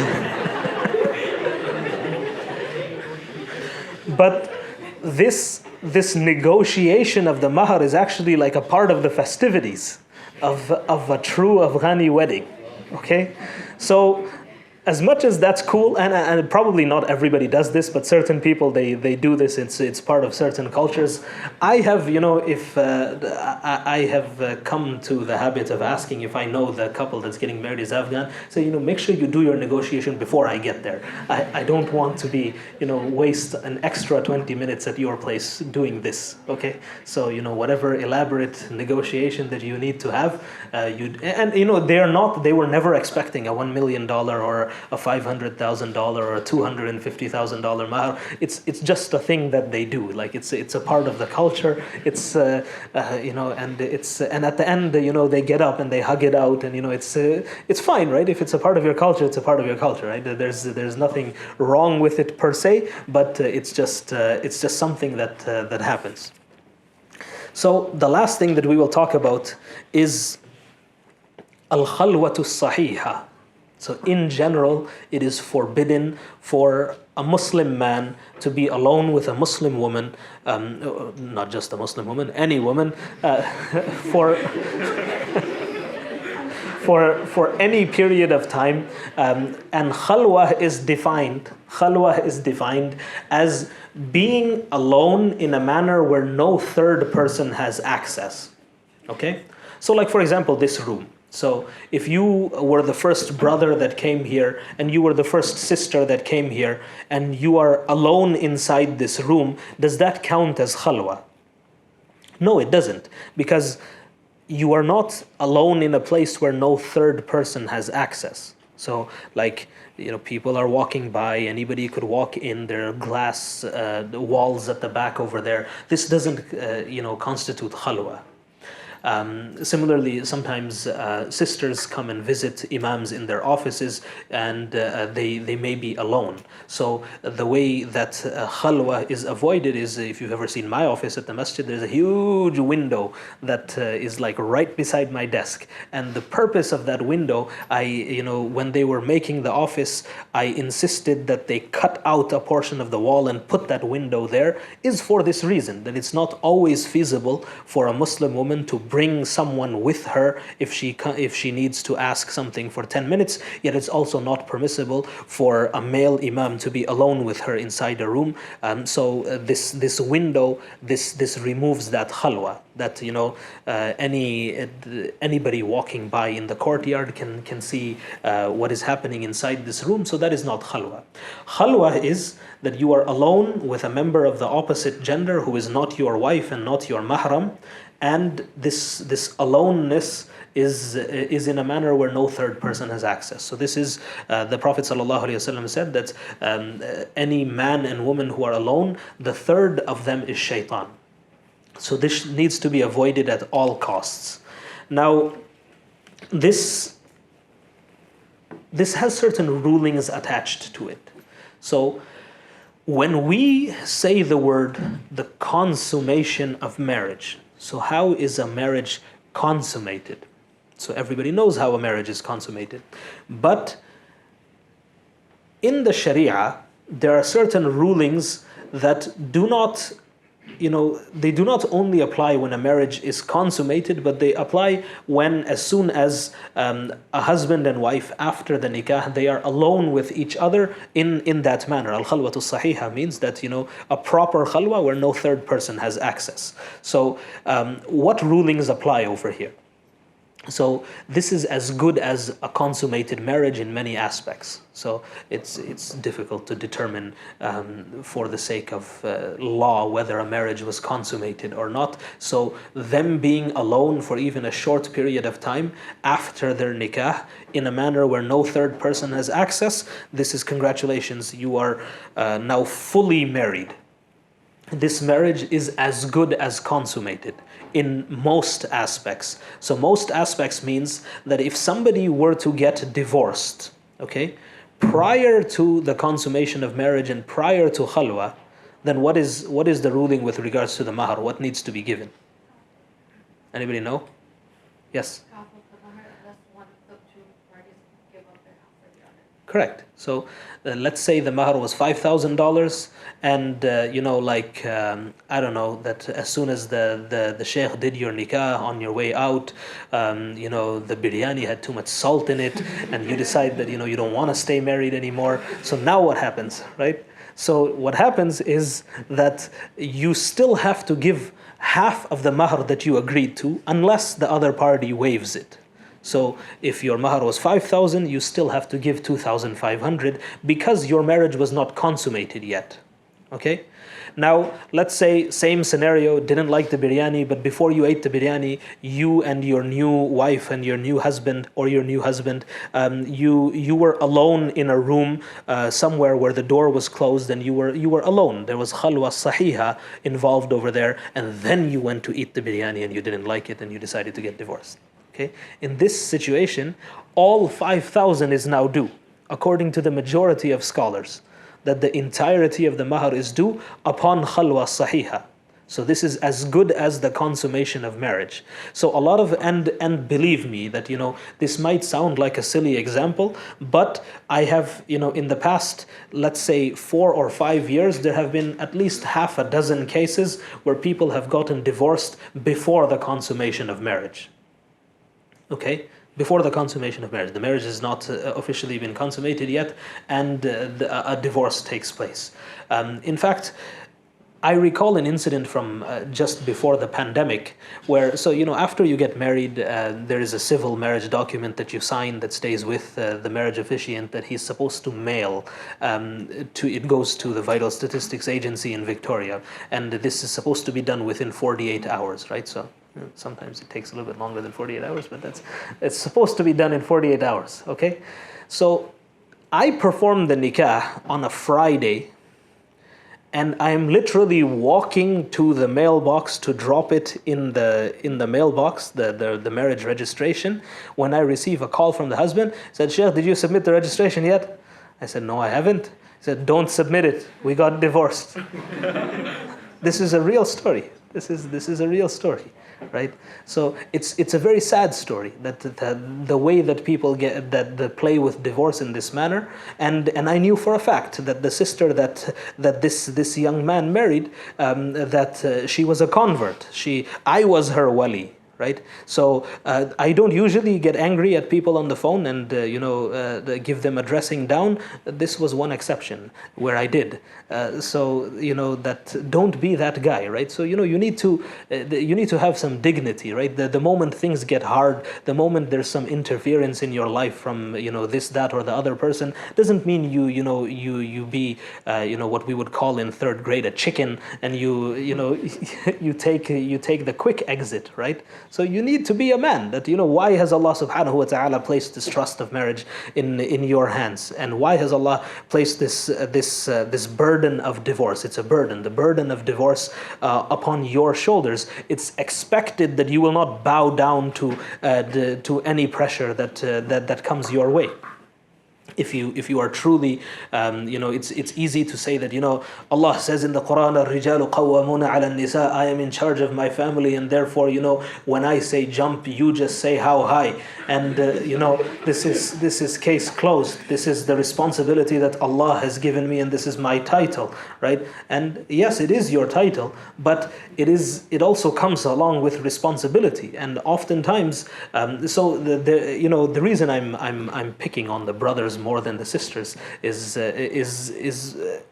more often than not, at least in my experience, more often than not, I have seen marriages fail. Yes, no marriage fails solely because of the fault of one party, but more often than not, greater fault lies with the brothers, the husbands in that situation, because they did not manage their situation effectively. So they lacked the hikmah, the wisdom, and the foresight to manage a situation effectively. I told you this last time during the marriage seminar as well, that whoever told you that you need to tell everything to your wife is either wasn't married or is playing a practical joke on you, right? So that's not the case. That you are there to shield your wife and your family from the influence of anyone who doesn't have the best intentions for you and your family. That's your job as a man. That's when you say that you are the qawwam of your family, this is part of that. So if your sister said something bad about your wife, it's not your job to go and tell your wife what she said. Well, how do you think that's going to happen, right? That I'm a completely honest and transparent person. So yesterday at dinner, my sister said that she hates your guts, can't stand you. Can't sit in the same room with you, okay? And and by the way, last week what my mother said about you? She said that if she had known the type of person that you were, then she would have never let me get married to you. Right? Who told you this is a good idea, right? So that this is this is just common sense, that you are not like you're not there to repeat every negative message that anybody in your family or your extended family says about your wife or your children, and that only negatively affects them. And sometimes people say things that they don't actually really mean, and you should have the wisdom and understanding to know this. So this khalwa sahiha, right? The khalwa sahiha has certain rulings attached to it, and after a khalwa takes place, it is these rulings they do apply, and there are certain things that don't apply. So, for example, that hurmatul bint. Hurmatul bint means that if a man gets married to a woman and she has a daughter, right? So after from a previous marriage, so after they consummate their marriage, that daughter that the woman has from a previous marriage becomes haram for this man to marry. She doesn't become his daughter, but she is from amongst the muharramat. It is forbidden to marry this young woman. If there was only khalwa sahiha that took place, and then they got divorced, the marriage was not actually in effect consummated, then this hurma would not be triggered. So in theory, it would still be permissible for this man to marry the daughter of his once wife where they did not consummate their marriage. I don't see that ever happening, but this is just in theory, it would be permissible for this. Also, it's let's say that there was a divorce that took place after khalwa, but before actual consummation of the marriage. And then the husband dies, okay, while the woman is still in her iddah. So she needs to go through her iddah, her waiting period upon the termination of the marriage. But the husband, and in a regular situation, if the husband were to die when a woman is in her iddah, she would be entitled to her share of inheritance from him. But in this case, where they got divorced after khalwa and there was no actual consummation of the marriage, if he dies, she is not entitled to a share of his inheritance. So there are certain like outliers in this rule, but generally speaking, a khalwa is as good as the consummation of marriage. So this is the extent of what we will cover today, inshallah. And sorry, the last thing that I didn't cover, I just realized that when we were talking about makhtuba, so the woman or the man who you intend to get married to. So this is the first thing that we talked about. It is encouraged for you to look at this person. Now, this may seem like a sort of silly discussion in today's day and age because you can kind of look at anybody, anywhere. But this, in general, without reason, both genders are encouraged to lower their gaze. So it is an un-Islamic practice, and in certain situations it's even haram to look at members of the opposite gender unless there is a need present. So needs include things like transactions, things like ta'lim, so learning and teaching, and other things. And then there is also a distinction between looking at members of the opposite gender. And again, there shouldn't be any haya in discussing rulings of the Sharia when it comes to with desire and without desire. So there are different rulings that apply in different circumstances, but in general, you're supposed to lower your gaze. So now, when it comes to the person that you want to marry, or that you intend to marry, that you would like to propose to, whether it's a he or a she, so whether it's a woman proposing to a man or proposing marriage to a man. So when we say proposing, we think of that getting down on one knee and offering a ring, and not that, but like floating the idea of marriage. Okay, so it is permissible, it's even encouraged to look at your potential wife or husband. What does this actually mean? So, okay, it's encouraged to look at them. What does this mean? So does it mean that you can like stare at them, from top to bottom for a couple of minutes? Well, what does it mean? What does it actually mean when you say that, it's permissible, it's encouraged to look at someone? So for a woman, it is permissible to look at, obviously it's never permissible to look at the awrah, right? So the part of your body that is necessary for you to cover. So for women, that is the entirety of their bodies except for their hands, their face, and their feet. Okay, hands, face, and feet. And for men, it's everything between anything between the navel and the knees. And according to the preferred opinion of all schools, this includes the knees. Okay, so for women, it is permissible to look at your potential future husband, anything except the awrah.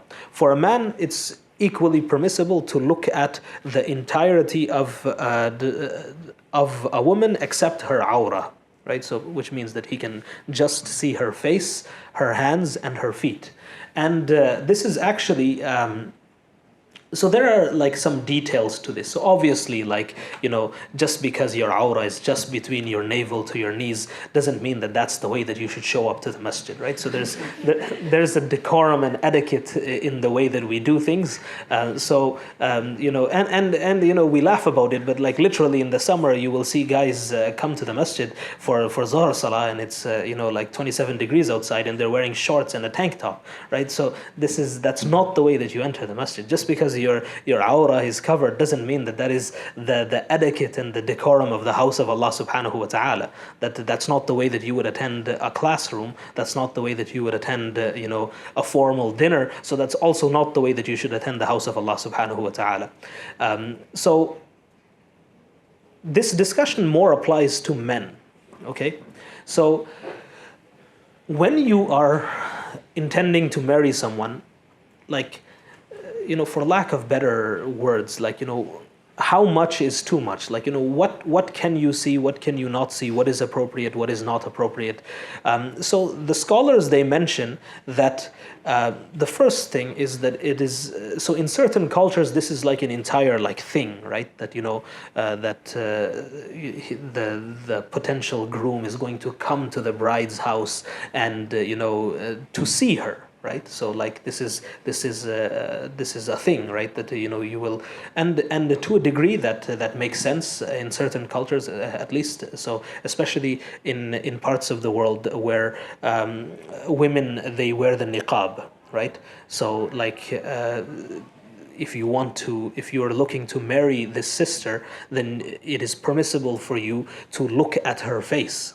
Okay, so although the niqab is something that is from the Sharia, right? It is a level above the hijab, and we believe it is a praiseworthy action for sisters to do this. And this is something that it's not wajib, it's not mandatory, but it is something that one will be rewarded for if she does it out of the fear of Allah subhanahu wa ta'ala. So such a woman, it is permissible to look at her face and her hands, and there's actually a real difference of opinion whether or not it's okay to look at her feet. So in the Hanbali school, they say no. But why would you look at her feet? Okay, so just hands and face. But in general, it's permissible to look at the hands, the face, and the feet. And in addition to this, it is permissible to, if she is sitting, to ask her to stand up. Okay. Now, this might sound strange, that's kind of weird, right? Why would you ask her to stand up, right? So, standing up is just a means of, I don't know how to make this not sound strange, but like assessing her physique, basically, right? And she has the same right to do this for her husband, and this is something that doesn't actually require the pose to her. So I need to see her. You can do this if you really want to, but it's not necessary, right? It is permissible for the intention of marriage to see someone in their general, average, everyday, environment. So while it is generally it is encouraged to lower one's gaze, if you actually intend to propose the idea of marriage to someone, then it is permissible. Don't be weird about it. It's permissible to look at that person, right, in their average everyday circumstance. And there's one additional thing that I should mention over here, that it is makeup. Okay, so I know Sheikh Nabil alluded to this in the very beginning, and I don't want to sound rude in this. It is permissible for a man to want to see his potential future wife without the addition of any makeup. Okay, because this is be polite in the way that you ask this, right? So don't say that I demand to see you without any makeup on. But this is something that is permissible, and you want to see the person like you're going to wake up with them every day for the rest of your life, right? So obviously that's not how you wake up in the morning. Okay, so within reason, this is something that is permissible for one to ask, and one should, and sisters should not feel that this is somehow offensive to ask, and also one should not conceal parts of their appearance. So if you have very thick glasses like Isaac Newton, then you need to you can't make it seem like you have 20/20 vision, right? So you need to these are things that, because it's not that one thing is bad and one thing is good, but it's a matter of preference, right? So if somebody finds this to be a put off for whatever reason, then they need to know that this, my husband, or not my husband, but the person who I intend to get married to, or my potential wife or my potential husband wears glasses, right? So this is something that also, like colored contact lenses. If somebody is actually coming to formally see you, or you're actually actually going to see them, don't wear colored contact lenses for the sake of Allah, right? You know, don't deceive someone that, you know, the person is going to, you know, on the day of your nikah say, hey, wait a minute, that, you know. So, like, you know, these are just common sense things that, you know, everybody should understand, that you present yourself as you are. So as you are doesn't mean like as you woke up in the morning, but, you know, as you normally are. Okay, so this is just the part that we missed in terms of that. I believe that brings us to the conclusion of this. Jazakumullahu khairan, and I will take your questions if they relate to this, inshallah. A lot of questions, mashallah. So, yes. I have a question about the mahr, the mu'akhar. So for example, let's go to the example I gave. There's like 4,000 before, and there's 25,000 mu'akhar. Yes. So let's say that that is triggered either upon the death of the husband or divorce, right? Should there be from the moment they get married an account where that $25,000 is accessible in case anything happens, just so in case the husband dies, the wife should get access to it, or that's not needed? So for those who couldn't hear the question, so the matter of the mu'akhar, so the question was that if there is a mu'akhar amount to the mahr, should this be deposited somewhere that is accessible for the wife in the event of death or divorce? The answer is no. So like a lot of people, especially younger people, would find it difficult to like find $25,000 that they can just store away somewhere. So it's not necessary to keep this deposited somewhere, but it is a trust, and it is a debt that one owes. So it is necessary to make the provisions for the payment of this debt if necessary. So if upon death, so they should leave this in their will, that if I die and my wife is still alive, then she needs to be given this amount of money that I owe her before the estate is distributed. And if it's divorced, then you know you're still alive, so you need to pay that. Sisters, yes. In part of the lecture, you were saying the fact that when it comes to the mahar, you should always consult with the paternal sisters or your aunts from your dad's side. Why not the mother's? Because so it's the lineage of an individual derives from the paternal side of the family. So once upon a time, like the amount of mahr that women of a particular family would receive would be indicative of their social standing in that society. So because the lineage derives from the father's family, so what her maternal aunts received in their mahr would not be indicative of this family's standing in society. So it's like a technicality, but like I said, that's just something to consider. It's not something like that's a hard and fast rule.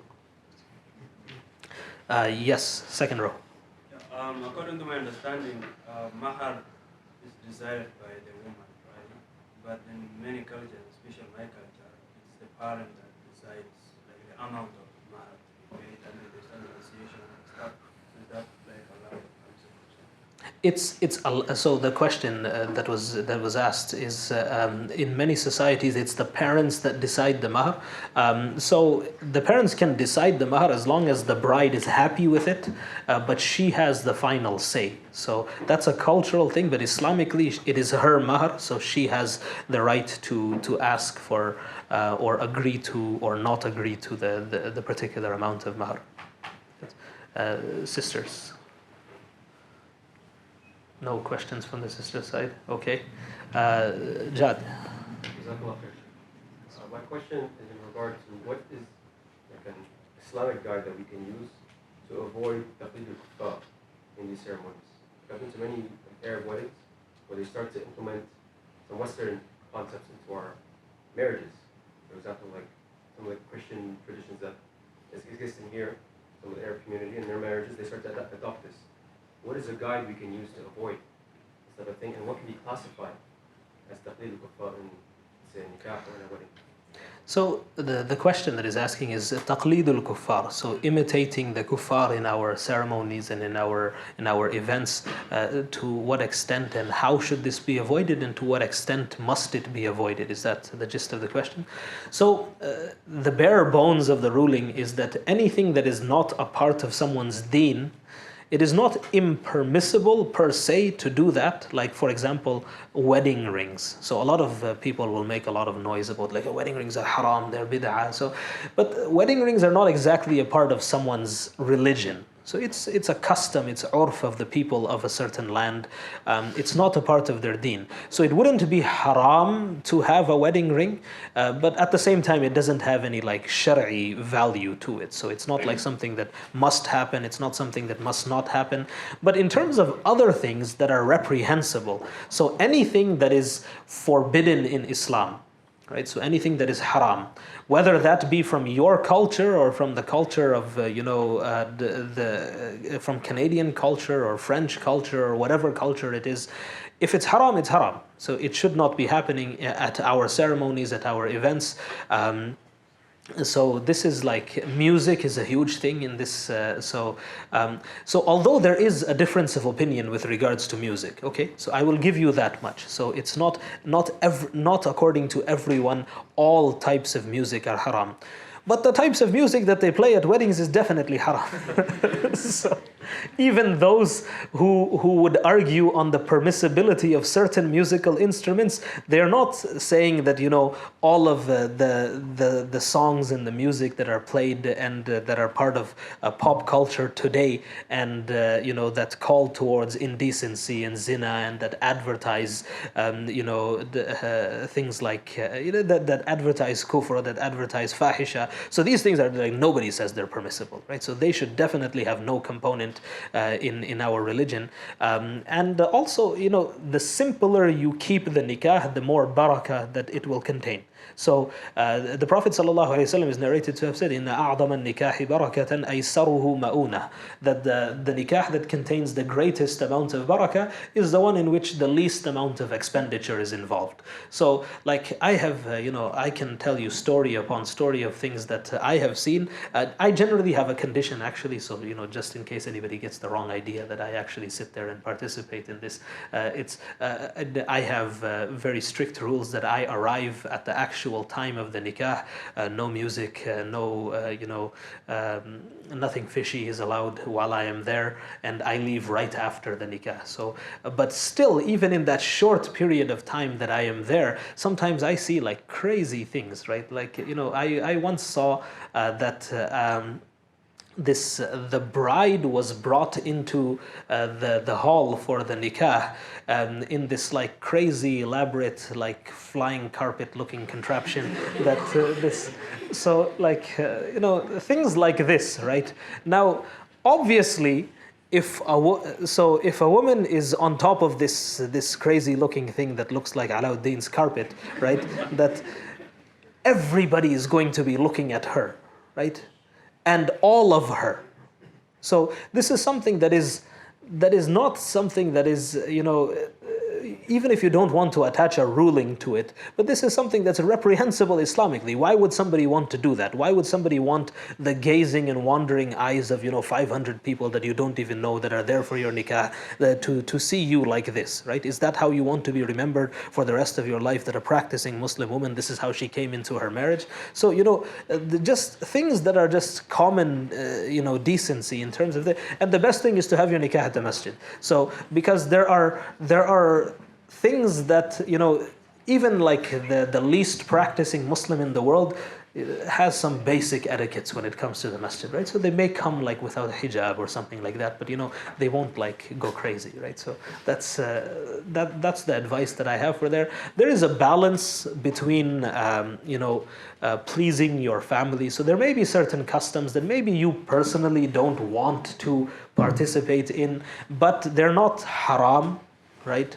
And if your family wishes to do this and they have the means to do it, then this is something that's okay for you to participate in, as long as it's not haram. If it's haram, it's haram, right? So it's so like in South Asian cultures, for example, they have like marriages are like a week of festivities. I don't know, like as I can't even keep track of what exactly happens in this, but Many of those things, yeah, they're a waste of time, but they're not exactly haram, right? So they're not exactly haram because there's nothing haram taking place over there. They are a part of the culture. If this keeps you happy, if it keeps your parents happy, and there's nothing haram taking place over there, then it's fine to do it if it will keep the peace. But if it is haram, if there is haram involved in it, then you need to politely stand your ground and say that this is not something that will take place when I get married. A lot of parents, they're actually very reasonable if you speak to them. Many young people, they face this dilemma actually that, Sheikh, I don't want to do this and my wife doesn't want to do this or that in our marriage, but our parents are insisting that, we must do this. If we don't do this, then, that's it's going to look bad in the community, and, people are going to say things about us, and, that auntie in the masjid is not going to talk to us anymore, and, whatever the case is, right? So it's there needs to be a balance struck between it. A lot of parents are reasonable if you talk to them. I have had I have mediated between parents and bride and groom, and I simply told this was actually just last summer. There was a family, Arab family, so they were intending to spend about $125,000 on the wedding festivities, so over 2 days. So I told them that your children don't actually want this. How would you feel if you just gave it to them, right? Like give them, if you really have 125 grand lying around, give it to them. Right? They can do something with it, and they agreed. They said, okay, yeah, that actually makes sense, right? That's. So because of me, I didn't take a commission, but they they were 125 grand richer. Yes, so it's as long if it's not haram, then it's permissible to be involved in it, but it's case by case basis. Sisters, still no questions from the sisters? Okay, it looks like all of the marriage stuff is on this side. But yes, sorry, go ahead. Yeah, I wanted to ask you, what's the ruling on talaq, like while angry? Like, let's say something happens, something huge happens, and then you... Talaq when you're angry is still talaq. Most people don't give talaq when they're happy, so it's... No, but there's this ruling, there's this thing that talaq when you're angry doesn't... No, that's a misconception. This is not actually according to anyone. If someone has a medical diagnosis that, when this guy gets angry, he loses his mind, like legitimately, he doesn't know what's going on, then we may consider in his circumstance that talaq is not valid. Otherwise, talaq is talaq. So if somebody says talaq, even if they're angry, that's still a valid talaq. That's third row. Are there any difference in fiqh rulings between someone marrying for the first time, just remarrying the same person, let's say like after that? So one marriage comes with 3 talaqs. So if someone has given 1 talaq or 2 talaqs and the iddah is finished, then this person can get married to the same person again if they want to. It will be, if the iddah has finished, there will be a new nikah, a new mahar, new witnesses, and it will only come with 1 talaq. So if this person exhausts the last talaq, then that's it. This is a ba'in talaq, and this is there is no re-nikah after that, unless this person happens to get married to someone else, the woman happens to get married to someone else and happens to get divorced. So again, this is not like something that you arrange, right? So there's a misconception here that this is like a loophole somehow that okay, the 3 talaq are done, then you can get her married to someone else and then she can get divorced from there, and then it's not, that's not the Prophet sallallahu alaihi wasallam actually said la'ana Allahu al-muhallil wal muhallal lahu, that Allah curses the person who engages in this practice, both the person who initiates it and the second guy who's getting married with the agreement to divorce her. And how would any person with any amount of shame and ghira actually even agree to this transaction in the first place? So this is like if it happens, if it were to happen that she get married and it so happens that she got divorced, then technically it would be permissible to get married to her again, but it's not like something that you orchestrate. That's yes, at the back. In terms of distance, what, like forceful separation due to whatever climate, like political climate, whatever it be, or you have to go back, one of the parties has to go back home, like to a different country to take care of their parents. In terms of that forceful separation, is that something that there's a right given for actual talaq and getting rid of it because of just like necessity? So it's not an automatic talaq, but a Muslim judge would review that, or in the absence of a judge, a competent imam who is known in the community would review the circumstances, and if there is undue hardship in that, then he would annul that marriage, or he would compel the husband to divorce his wife. But it's case by case, so not like it's nothing automatic. That. Yeah. And there was a question, yes? Is it permissible to add no polygamy as a clause in your It's permissible to add it if the condition were added and then the husband were not to respect the condition.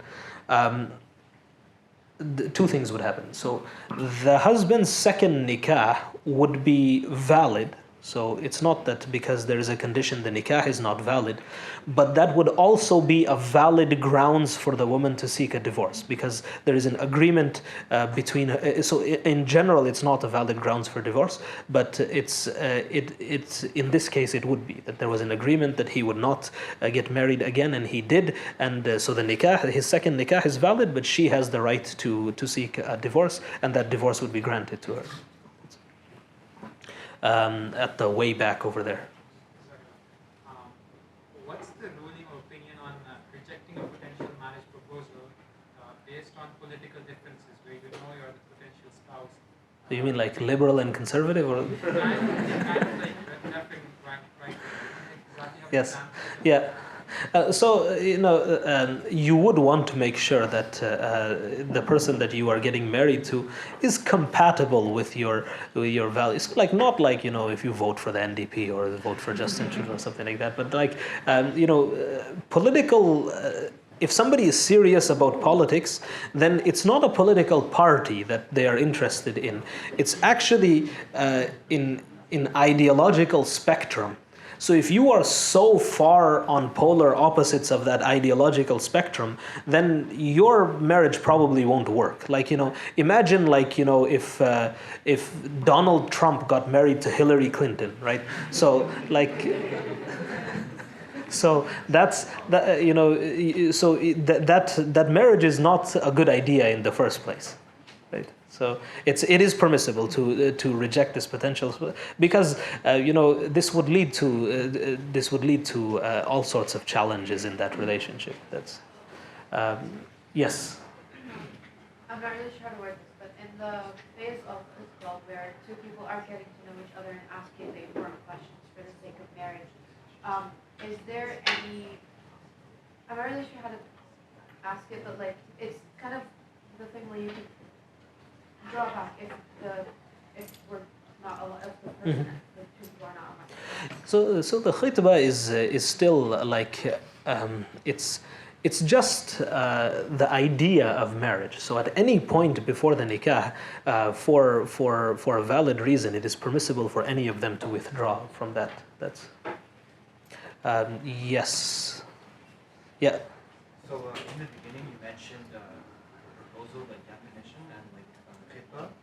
So what if someone has like interest in another person, but it's not to the point where it's ready for a nikah or want to marry? Yep. Is that still considered a proposal? So it's the khitbah that has been accepted. So it is haram to make a proposal. So most of the time it would be a woman who someone has proposed to, has made an agreement. So they're engaged. So if this is finalized, and like various cultures have like different sort of ways of finalizing this. Like in what do they call it in Pakistan? That what's that engagement ceremony called? No, not that. It's baat pakki. You know what a baat pakki is? So it's this is basically like so I am Gujarati, right? So in the Gujarati community, they have this like this informal get together where they feed people a little bit. So this is like usually close family, and it's just like, so this is okay. So and so is engaged, right? So whatever, like usually most cultures have something similar to this, right? So to make it known to people that they are engaged. So after that, it is haram to make a proposal to that same person. If this is, if people are still considering this, that, or the other, then it's not haram. Question? Yes. It's just an anonymous question. When it's that if a man announces talaq, so divorce, and there's no witness at the time, but there was an audio recording, is that divorce considered Christian? Yes and no. So yes, in terms of, so there are two things. One is what we would call diyana. This is the integrity that a Muslim should have. And one is qada.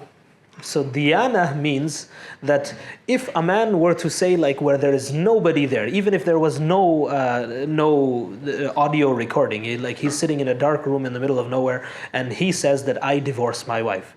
So in the law, this woman is now divorced, okay? But if this were to be presented in front of a judge, the woman says that, he didn't divorce me, and he says that, the woman says that he divorced me, and he says that I didn't, okay? So if he says that I did, then he did. But if she says that he divorced me, and he says that no, I didn't divorce her, then there would be a proof that is asked for. That, okay, prove that you did not divorce her, or you prove that, it's not that you prove that you did not divorce her, she would be asked that prove that he did divorce you. So in that circumstance, she would be asked to present two witnesses, and if she couldn't, then in the court, based on the apparent nature of things, that nikah would still be valid, but this would come with the condition. The qadi would make the condition that if you did in fact divorce her, then this divorce is valid in Allah. So this is because we can't judge things that we can't substantiate, right? So there is that's why it's preferable to have two witnesses, so that this whole situation does not arise. Yes, at the back. Yeah, so my question is regarding mahar.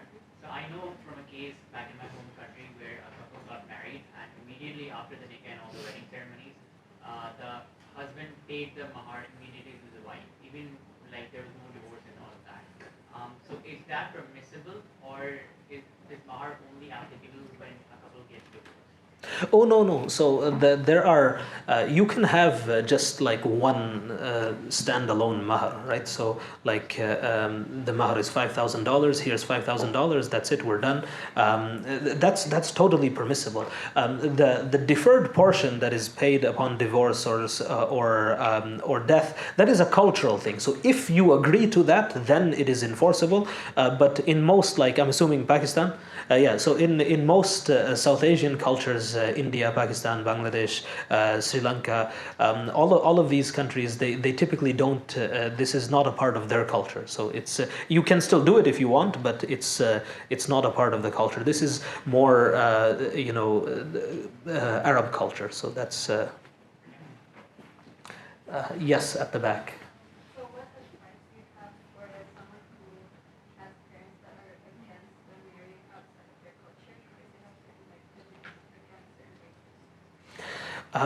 So this is actually a very, very difficult situation to navigate sometimes.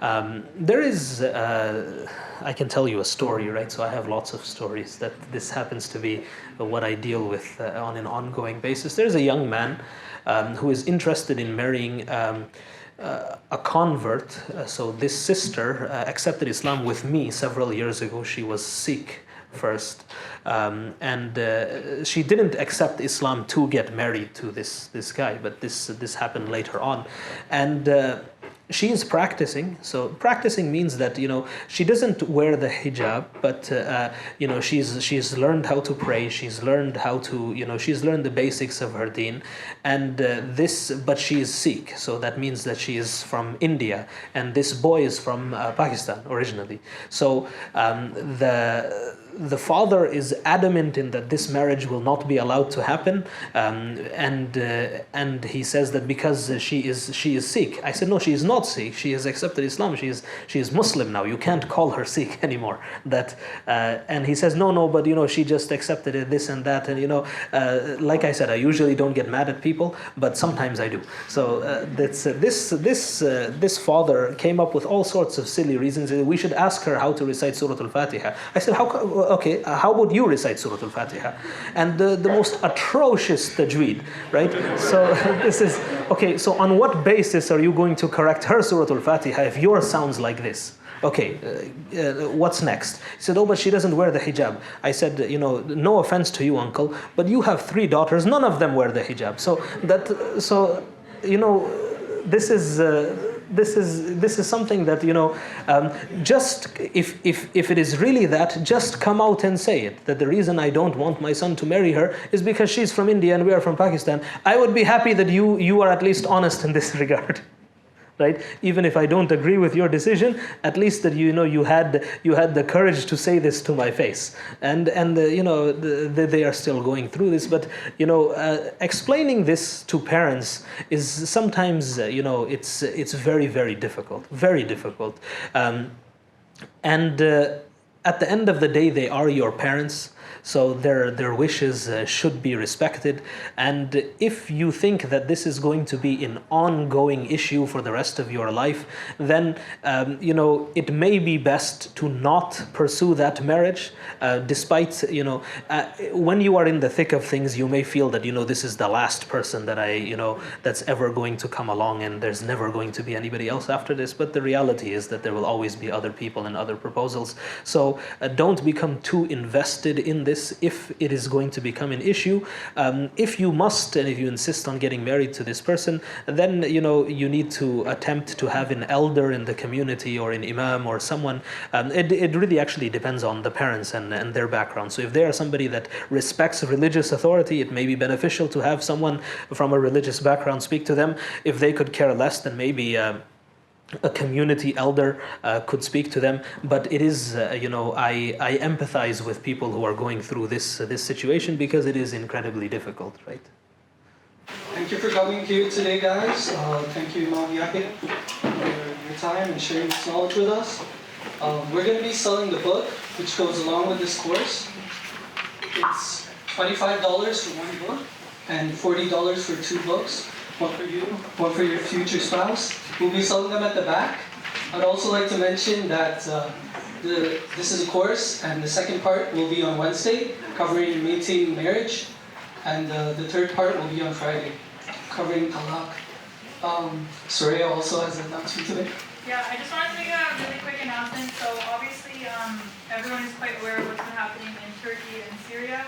And so the MSA, in collaboration with the Central Asian Student Association, is hosting essentially kind of like a collection drive. So we are going to have a table. We had it for the last 2 days, but we also have a table in the Student Union building on Monday, Tuesday, and Wednesday from 5 to 7. So if you want to drop any donations, they are going to be controlled by the Turkish Embassy of Vancouver. And everything does have to be in brand new condition. So things like baby food, hygiene products, we have a whole list, and you can check out CASA's Instagram as well as the MSA Instagram. Obviously anything helps. We've seen the videos, subhanAllah, like just right in front of our eyes of kind of what is going on. And so any help really, really is appreciated. And so we just want to do a little small initiative as well. So if anyone can help, that would be great. And you can visit the booth there as well. And then if you don't see the booth, we also have a box in the Multi-Faith Center in Burnaby right here, right when you enter, and it says donations for Turkey and Syria. So you can just drop your donations there, inshallah. But that is all. Jazakallah khair for coming in. Inshallah, see you. We'll be praying Isha in the MFC shortly after some books, so buy your book and come.